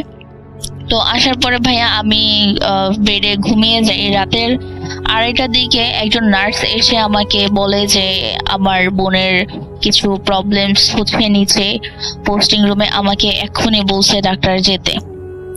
তো ভাইয়া আমি খুব আর্লি তাড়াহুড়ো করে তখনই আমি 2:30 বাজে আমি 11 তলা থেকে 6 তলা নেমে যাই আমার বোনকে দেখার জন্য। তো আমি ভাইয়া রুমে যে দেখি যে ওইখানে কোনো ধরনের কোনো প্রবলেম ছিল না, আমার বোন একেবারেই স্বাভাবিক ছিল, নর্মাল ছিল। আর আমি পোস্টিং রুমে যেয়ে দেখি ওইখানে কিছু নার্স ছিল, কিছু ডাক্তার ছিল। আমি তাদেরকে জানাই যে আমার বোনের কি প্রবলেম, আমাকে কেন ডাকা হয়েছে। তখন তারা আমাকে একটা বিষয় বলে যে তারা আমাকে ডাকেনি, মানে আমাকে তারা নক দেয়নি বা ডাকেনি, আমার বোন সম্পূর্ণ সুস্থ আছে। তো তখন ভাইয়া আমি ব্যাপারটা খুব একটা সিরিয়াসলি নিইনি। আমি পোস্টিং রুম থেকে বেরিয়ে আমি লিফটে উঠি, আর আমরা সবাই জানি যে লিফটে অলওয়েজ একটা ফ্লোর বেশি কাউন্ট করা হয়। আই মিন যদি আমরা 6-এ ক্লিক করি তাহলে সেটা 7 ফ্লোরে যে থেমে যাবে এরকম। তো ভাইয়া যেহেতু অনেক রাত ছিল, ওই সময়ে পোস্টিং রুমের সামনে বা অপারেশন থিয়েটারের সামনে কেউই ছিল না, শুধু আমি একাই ছিলাম, আর লিফটেও কেউ ছিল না। তো ভাইয়া আমি লিফটে উঠে লিফটের 10 নম্বর ফ্লোরে ক্লিক করি, যেহেতু আমি 11 তলায় যাব। আর আমরা সবাই জানি যে লিফটের ভিতরে একটা ছোট মনিটর থাকে যেখানে ফ্লোর গুলো শো হয়, আমরা কত নম্বর ফ্লোরে নামছি সেটা শো হয়। তো ভাইয়া আমি লিফটের 10-এ ক্লিক করি। ক্লিক করার পরে লিফট তো রানিং হয়, স্টার্ট হয়। তো আমি ভাইয়া মনিটরের দিকে তাকিয়ে দেখি যে লিফটের 10 নম্বর ফ্লোর শো করছে, তার মানে আমি 11 নম্বর ফ্লোরে চলে আসছি। তো আমি লিফটের 10 নম্বর ফ্লোরে দেখে আমি ভাইয়া নেমে যাই, লিফট থেকে নেমে আমি সোজা তাকিয়ে দেখি যে আমি 11 নম্বর ফ্লোরে না, আমি 9 নম্বর ফ্লোরে। তখন আমার ব্যাপারটা একটু খটকা লাগে যে আমি লিফটের মনিটরে 10 দেখেছি, তাহলে আমি 9 নম্বর ফ্লোরে কিভাবে আসলাম। তো ভাইয়া আমি তখন মনে করি যে না, হইতে পারে এটা আমার দেখার ভুল। তো আমি আবারও লিফটে উঠে যাই। এগেইন আমি লিফটে উঠে আমি আবারও লিফটের 10 নম্বর ফ্লোরে ক্লিক করি। ক্লিক করার পর ভাইয়া 2-3 সেকেন্ড লিফটটা চলার পরে আমি আবারও মনিটরের দিকে তাকিয়ে দেখি যে লিফটের 10 নম্বর ফ্লোর শো করছে। তো ভাইয়া আমি আবারও লিফট থেকে নেমে যাই।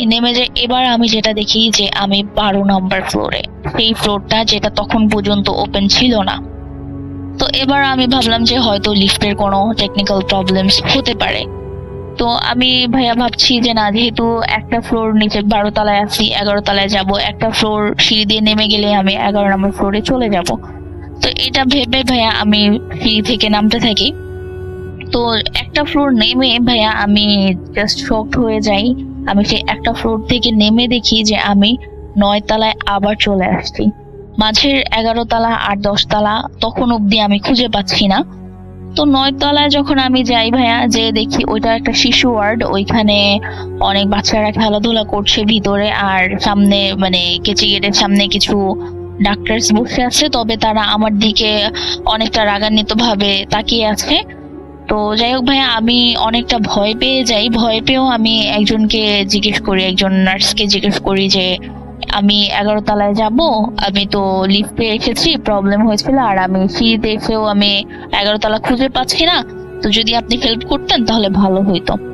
তো উনি আমাকে যেটা বললো যে আপনি এক কাজ করেন, আপনি সিঁড়ি দিয়ে একটা ফ্লোর উপরে যান, একটা ফ্লোর উপরে গেলেই আপনি 11 তলা পাবেন। তো ভাইয়া যেহেতু আমি 9 নম্বর ফ্লোরে ছিলাম, আমি একটা ফ্লোর উপরে গেলে আমি 10 নম্বর ফ্লোর পাবো, বাট উনি আমাকে বলছে যে আপনি একটা ফ্লোর উপরে গেলে 11 নম্বর ফ্লোর পাবেন। তখন ভাইয়া আমি যেহেতু একটু নার্ভাস ছিলাম, আমি ব্যাপারটা অতটা সিরিয়াসলি নিইনি। ওনার কথায় আমি একটা ফ্লোর উপরে উঠি। তো ভাইয়া একটা ফ্লোর উপরে উঠে আমি দেখি যে আমি এগেইন 12 তলায়, মানে মাঝের 10 তলা আর 11 তলাটা তখন অবধি আমি দেখতে পাচ্ছি না। তো ভাই যেহেতু আমি থার্ড টাইমও আমি 12 তলায় মিস্টেক হয়ে আমি 12 তলায় চলে গেছি, তো এটা দেখে আমি অনেকটা ভয় পেয়ে যাই। আর 12 তলা ভাইয়া সম্পূর্ণ অন্ধকার ছিল, তো এটা দেখে আমি আরো বেশি ভয় পেয়ে যাই। তো ভাই আমি কি বলবো, কাকে ডাক দিব, যেহেতু অনেক রাত ছিল, আশেপাশে কাউকে দেখছি না। তো আমি ভয়ে অনেকটা শকড হয়ে যাই, ইভেন আমি কোনো কথাও বলতে পারতেছিলাম না। আর আমার হাতে ভাইয়া তখন ফোন ছিল, তবে আমার মাইন্ড কাজ করতেছিল না যে আমি কাউকে ফোন দিব, এরকম একটা ব্যাপার ছিল। তো হঠাৎ করে ভাইয়া একজন গার্ড এসে আমাকে ডাক দিয়ে বলে যে আপনি এত রাতে 12 নম্বর ফ্লোরে কি করছেন এই অন্ধকার ফ্লোরে। উনি যখন এসে ভাইয়া ডাক দেয় আমি জাস্ট চমকে যাই। তো ওনার দিকে তাকিয়ে আমি কিছু বলতে পারছিলাম না, শুধু তাকে আমি একটা কথাই বলছিলাম যে ভাইয়া আমাকে 11 নম্বর ফ্লোরে কষ্ট করে নিয়ে যান, আমার শরীরটা ভীষণ খারাপ লাগছে। তো উনি ভাইয়া আমাকে 11 নম্বর ফ্লোরে নিয়ে যায়। 11 নম্বর ফ্লোরে নিয়ে যাওয়ার পর আমি ওয়ার্ডে ঢুকে ঘড়ির দিকে তাকিয়ে দেখি তখন রাত 3:30 বাজে, 3:20 সামথিং এরকম বাজে, অলমোস্ট 3:30। তো ভাইয়া আমি অবাক হয়ে যাই যে আমি রাতের অলমোস্ট 2:30টার দিকে হবে আমি লিফটে উঠি। আর এরপরে আমার সাথে কি হয় আমার মনে নাই, আমি প্রায় 50 মিনিট পরে আমি 11 তলায় আসি। তাহলে এই 50 মিনিট আমি কোথায় ছিলাম, আর কেনই বা আমার বারবার 12 তলা আর 9 তলা ফ্লোরটাই শো হচ্ছিল, 10 তলা আর 11 তলা কেন শো হচ্ছিল না। তো এই বিষয়টা আমি ওই রাতে একটু চিন্তা করার পর ভাবলাম যে হতে পারে এটা আমার মিস্টেক, এর জন্য ভাইয়া আমি আর এই বিষয়টা সিরিয়াসলি নেইনি। তো যেদিন এই ঘটনাটি ঘটে যে রাতে, তার পরের দিন দুপুরবেলা আমার বোনকে রিলিজ দেওয়া হয় আর আমার বোনকে বেডে রাখা হয়, বেডে এনে দেওয়া হয়। তো ভাইয়া যেটা হয়, আমার বোনকে যেদিন বেডে দেয়, ওয়ার্ডে বেডে দিয়ে আসে, সেই দিন ভাইয়া আমি যখনই ওয়াশরুমে যাই তখনই সামহাও কেউ একজন এসে আমার ওয়াশরুমে নক করতো। তো আমি বলে রাখি ভাইয়া, ওইখানে দুটো ওয়াশরুম ছিল, একটা ওয়াশরুম একটু বড় ছিল আর আরেকটা ওয়াশরুম ছোট ছিল। তো যেটা বড় ছিল সেটা সবার জন্য কমফোর্টেবল ছিল, এর জন্য ভাইয়া আমি ওই ওয়াশরুমটাই বেশি ইউজ করতাম। তো যেদিন আমার বোনকে ওয়ার্ডে দেয়া হয় সেদিন ভাইয়া আমি ওয়াশরুমে যখনই যাই তখনই আমার ওয়াশরুমে নক হয়। আর নকটা অনেকটা এরকম ভাইয়া যে ফার্স্টে একটা মানে নক করে, একবার নক করে, দেন 1 থেকে 2 মিনিট যায়, দেন আবার আরেকটা নক করে। এরকম করে যখন থার্ড টাইম নক করতে আসছে তখন ভাইয়া কন্টিনিউয়াসলি নক করে। তো আমি বলে রাখি ভাইয়া, সেই ওয়াশরুমের পাশে একজনের বেড ছিল। তো আমি ওয়াশরুম থেকে বের হয়ে আমি প্রথম দিন ভাবি যে না হতে পারে ওই আন্টিদের বা আশেপাশে যারা আছে পেশেন্ট তাদের হয়তো কোনো প্রবলেমস হচ্ছিল বিধায় তারা নক করে। তবে ভাই আমি এই ব্যাপারটা লক্ষ্য করি যে আমি যখনই ওয়াশরুমে যেতাম তখনই দরজায় নক হইতো। সেটা ভাইয়া যখনই যেতাম, সেটা দিন হোক রাত হোক, অলওয়েজ মানে আমি ওয়াশরুমে গেলেই দরজাটা নক হইতো। তো এই বিষয়টা একটা সময় আমাকে রাগায়া দেয়। তো আমি ওয়াশরুম থেকে বের হয়ে ওয়ার্ডে সবার উদ্দেশ্যেই বলি যে ওয়াশরুমে মানুষ কোনো মানে ঘুরতে যায় না, এখানে একটা ন্যাচারাল ওয়ার্কের জন্য যায়, কেন আপনারা এত বারবার নক করছেন। তো ওয়াশরুমের পাশে যে বেডটা ছিল ওইখানে যে আন্টি ছিল উনি আমাকে জানাচ্ছে যে ওইখানে কেউই নক করেনি, দরজায় তারা কেউই নক করেনি, ইভেন কোনো পেশেন্ট অথবা পেশেন্টের গার্ডিয়ান কেউই দরজায় নক করেনি। তখন ভাই আমি একটু চমকে যাই যে তাহলে এতক্ষণ ধরে দরজায় নক করছেটাকে। তো আমি এই বিষয়টা ওই আন্টিকেও কিছু না জানাই আর আমার বোনকেও আমি কিছু জানাইনি। তো এটা ভাইয়া পঞ্চম রাতের ঘটনা। পঞ্চম দিন যেদিন আমি রাতে ঘুমানোর সময় ভাইয়া তখনও প্রায় 1:30-2টা বেজে যায়। তো আমি আমার ঘুম চলে আসে, আমার চোখটা লেগে আসার সাথে সাথে ভাই আমি শুনতে পাই যে কেউ একজন আপনার হসপিটালে যে থাই গুলো থাকে সেই থাইয়ে কেউ একজন নক করছে। তো আমার ঘুমটা তখন ভেঙে যায় যে সাডেনলি এত রাতে থাইয়ে কে এত কন্টিনিউয়াসলি নক করছে। তো আমি ঘুম থেকে উঠে দেখি যে ওয়ার্ডের প্রত্যেকটা পেশেন্ট, প্রত্যেকটা গার্ডিয়ান ঘুমাচ্ছে, সবাই ঘুমিয়ে আছে, ওয়ার্ডের দরজা লক করা। তাহলে আমি ভাবতেছিলাম যে তাহলে থাইয়ে কে নক করছে। তো এটা ভাবতে ভাবতে ভাইয়া আমি আবারও ঘুমিয়ে যাই। তো যখন আমি ঘুমিয়ে যাই সাডেনলি শুনি যে আমার কানের পাশে একটা মেইলি কণ্ঠে কেউ একজন খুব জোরে খিলখিল করে হাসছে এরকম। তো এই সাউন্ডটা শোনার সাথে সাথে ভাইয়া আমি আবার ঘুম থেকে উঠে যাই। উঠে যাওয়ার পর আমি চারোদিকে তাকাই, আবার সব দিকে তাকাই দেখি যে না এবারও সেম, ওয়ার্ডের সব পেশেন্ট, সব গার্ডিয়ান সবাই ঘুমাচ্ছে। তো আমি ভাবলাম যে হতে পারে বাহিরের হাসপাতালে, যেহেতু বাহিরের হয়তো কেউ এসে হাসছে। তো আমি ওয়ার্ডের থেকে বের হয়ে ভাইয়া যেটা দেখি, বাহিরে একটা মানুষও ছিল না, একজনও ছিল না, না কোনো ডাক্তার না কোনো নার্স, কেউ ছিল না। তাহলে আমার কানের কাছে এসে ওই অট্ট হাসিটা কে দিয়েছিল? তো এটা ভাবতে ভাবতে আমি আবারও ওয়ার্ডে যাই, যে আবার শুয়ে পড়ি। আমি এর মাঝে ভেবেছিলাম যে আমার বোনকে ডাক দিব, বাট আমার বোন সিক, তার জন্য তাকেও আর ডাক দেওয়া হয়নি। তা আমি সেকেন্ড টাইম যখন আমি মানে আবারও ঘুমিয়ে পড়ি, তখন সেম ওয়েতে এসে কেউ একজন থাইতে নক করছে। তো ভাইয়া আমি এটা শোনার পর আমি আর এবার চোখ খুলিনি, আমি চোখ বন্ধ করে রেখেছিলাম, কারণ আমি ভাবতেছিলাম যে এবার আমি শুনতে চাই যে কে কাজটা করছে, কে নক করছে বারবার। তো আমি সজাগ হয়ে যাই, বাট আমি চোখ খুলিনি। এমন সময় ভাইয়া আমার কানের কাছে এসে আবারও একটা হাসির শব্দ শোনা যায়। তো আমি ঘুম থেকে উঠে এবার সেম জিনিসই দেখি যে সবাই ঘুমাচ্ছে, তো আমার কানের কাছে এসে হাসছেটাকে। তো ভাই এই টাইমে আমি ভাবলাম যে না, আমি আর নিচে ফ্লোরে থাকবো না, আমি একটু কষ্ট হলো আমার বোনের পাশে আমি বেডেই থাকবো। তো ওই রাতটা আমি বোনের পাশে বেডেই ছিলাম। তো ভাইয়া ফজরের যে যখন আজানটা, আমার বেডে উঠার কিছুক্ষণ প্রায় আধা ঘন্টা পরে ফজরের আজান হয়ে যায়। আজান হওয়ার পরে আমি দেখি যে একজন আন্টি ঘুম থেকে উঠে উনি নামাজ পড়ে উযু করে কোরআন শরীফ পড়তেছে। হসপিটালে উনি কোরআন শরীফ পড়তেছে। তো তখন আর আমি ওনাকে কিছু বলি না। সকাল 11টার সময় আন্টি আর আমি ভাইয়া কেবিন না, মানে আমরা ক্যান্টিনে যাই খাবার খেতে। তো ক্যান্টিনে যখন আন্টি আর আমি খাবার খেতে যাই, পাশের বেডের আন্টি, তখন আমি আন্টিকে জিজ্ঞেস করি যে আন্টি গতকাল রাতে এরকম কিছু থাইয়ের শব্দ, কেউ নক করছে এরকম শব্দ হচ্ছিল, আপনি কি এরকম ধরনের কোনো শব্দ পেয়েছিলেন কিনা?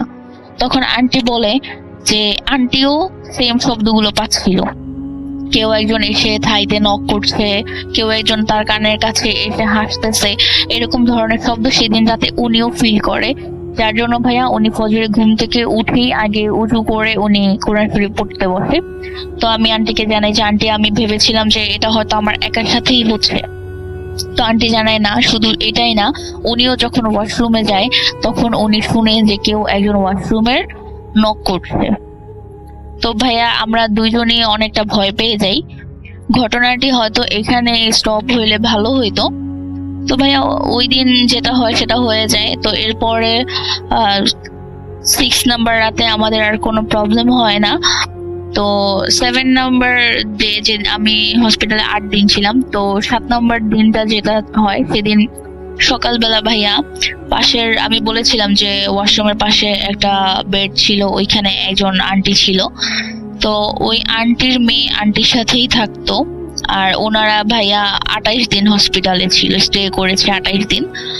তো আমরা সবাই সকালে ঘুম থেকে উঠে যে যার মতন কাজ করতেছি, পেশেন্টদের যতটুকু সেবা দেয়া দরকার আমরা সবাই দিচ্ছি। এরকম সময় ভাইয়া ওই ওয়াশরুমের পাশের বেডে যে আন্টি ছিল, ওনার মেয়ে ওয়াশরুমে যাবে। ওয়াশরুমে যাওয়ার জন্য ও বেড থেকে দাঁড়ায় জাস্ট 2 কদম সামনে গিয়েছে, আর ওর সাথে সাথে সেন্সলেস হয়ে ওইখানেই পড়ে যায়।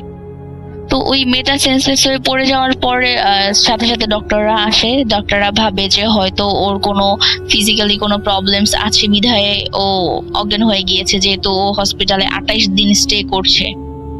তো ডাক্তাররা এসে চেক আপ করার চেষ্টা করে, বাট কোনোভাবেই মেয়েটার জ্ঞান আসতেছিল না। এভাবে ভাইয়া অলমোস্ট 2 থেকে 3 মিনিট হয়ে যায়, ওর জ্ঞান ফিরছে না। হঠাৎ করে ভাইয়া মেয়েটা মানে কি বলে, ওর চোখগুলো খুলে, ইভেন সাথে সাথে ওর চোখের মনি, সাদা অংশ যেটাকে বলে, সেই অংশটা ভাইয়া সম্পূর্ণ লাল হয়ে থাকে। সম্পূর্ণ ওর সাদা অংশ লাল হয়ে থাকে। ওর চোখগুলো এত বড় হয়ে যায় যে মনে হচ্ছিল ওর চোখ থেকে এখনই ব্লাড চলে আসবে। তো এরকম হয়ে যায় ওর চোখের অবস্থা। আর ও ভাইয়া মুখে কোনো শব্দ করতে পারছিল না। ও শুধু ওর গলাটাকে খুব জোরে জোরে কি বলে প্রেসার ক্রিয়েট করে গলাটাকে ম্যাসেজ করলে আমরা যেরকম করি ওইভাবে ডলতেছিল।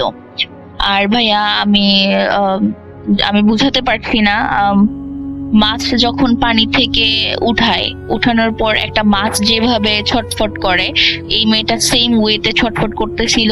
চোখগুলো থেকে মনে হচ্ছে রক্ত পড়বে, মুখ দিয়ে ও কোনো কথা বলতে পারতেছিল না। আর ওর গলাটা কন্টিনিউয়াসলি খুব জোরে জোরে ডলতেছিল। আর ভাইয়া ওর বুকের ভিতরে খুব জোরে জোরে থাপ্পড় দিচ্ছিল। তো এটা দেখে ওয়ার্ডের সবাই অনেকটা ভয় পেয়ে যায়। তো ওই মেয়েটার মা তখন বলে, আন্টি বলে যে ওকে কেউ পানি দাও। তো পাশের বেডের আরেকটা আপু, তার কাছে তখন ভাইয়া 2 লিটার একটা পানির বোতল, সম্পূর্ণ বোতলটাই ভরা ছিল, ওই মেয়েটাকে দেয়। ভাইয়া আমি জানি না বিলিভ করবেন কিনা, সর্বোচ্চ 3 থেকে 4 সেকেন্ডের ভিতরে মেবি হবে, 4 সেকেন্ডের বেশি হবে না, হাইস্ট গেলে হয়তো 5 সেকেন্ড হতে পারে। এর ভিতরে মেয়ে ভাইয়া 2 লিটার পানি শেষ করে ফেলছে। আর পানিটাকে ও এত স্পিডে খাইছে ভাইয়া যে ওর শ্বাসের টানের কারণে পানির বোতলটা পুরো দুমড়ায় মুচড়ে গেছিল। ও এত স্পিডে ভাইয়া পানিটা টানছিল। তো ওই পানির বোতলটা যখন শেষ হয়ে যায় তখন ওই মেয়েটা পানির বোতল ফেলে দিয়ে ও ইশারায় আবারও পানি দেওয়ার কথা বলে। তো ওর মাও বলে যে হ্যাঁ ওকে আবার পানি দাও। দেন ভাইয়া ওকে আবারও 2 লিটার পানি দেওয়া হয়।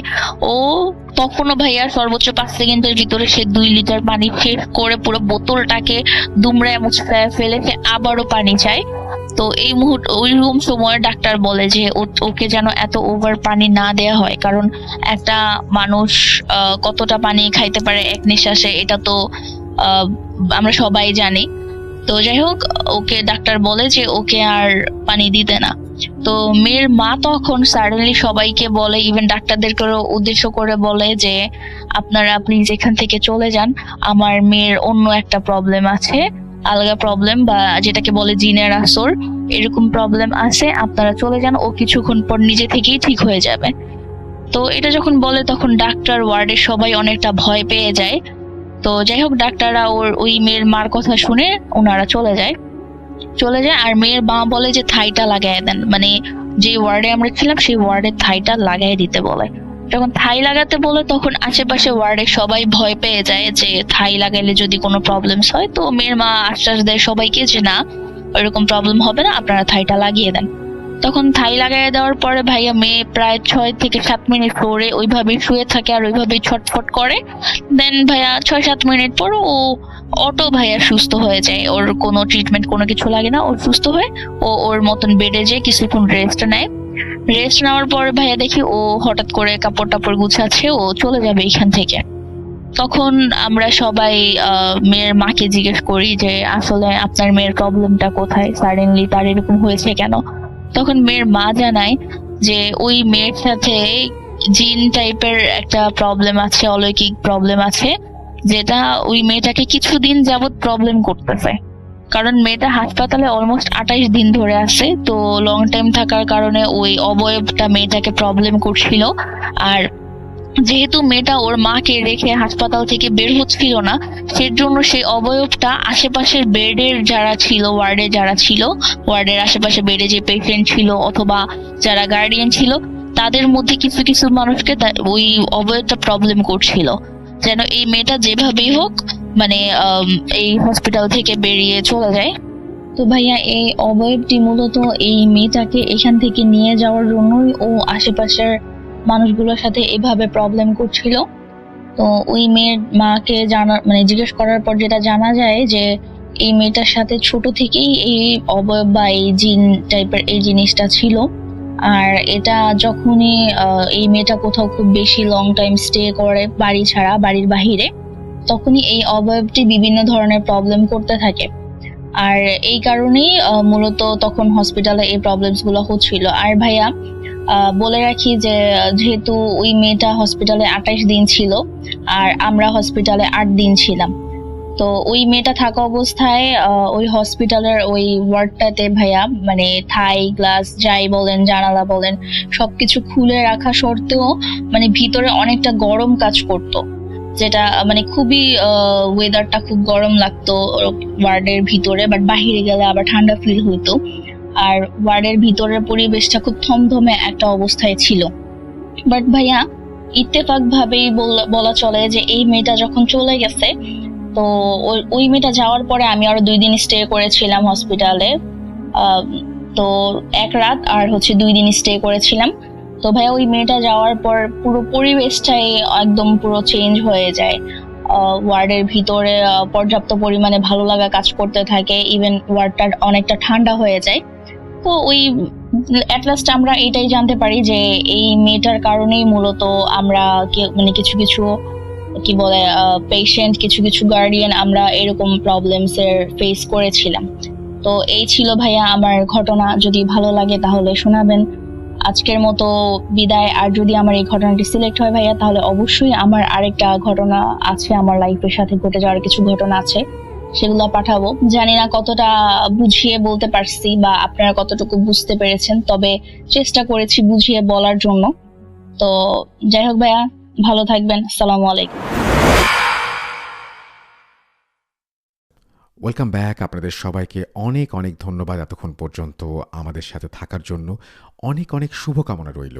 সব সময় এই ইউটিউব চ্যানেলটি সম্পর্কে আপডেট পেতে আমাদের ইউটিউব চ্যানেলটিকে সাবস্ক্রাইব করুন। আশা করছি আমরা একসাথে অনেকটা পথ হাঁটব। আজকের মতো এখানে বিদায় নিচ্ছি। সবাই ভালো থাকুন, সুস্থ থাকুন, মোস্ট ইম্পর্টেন্টলি ভূত.com এর সাথে থাকুন। আল্লাহ হাফেজ।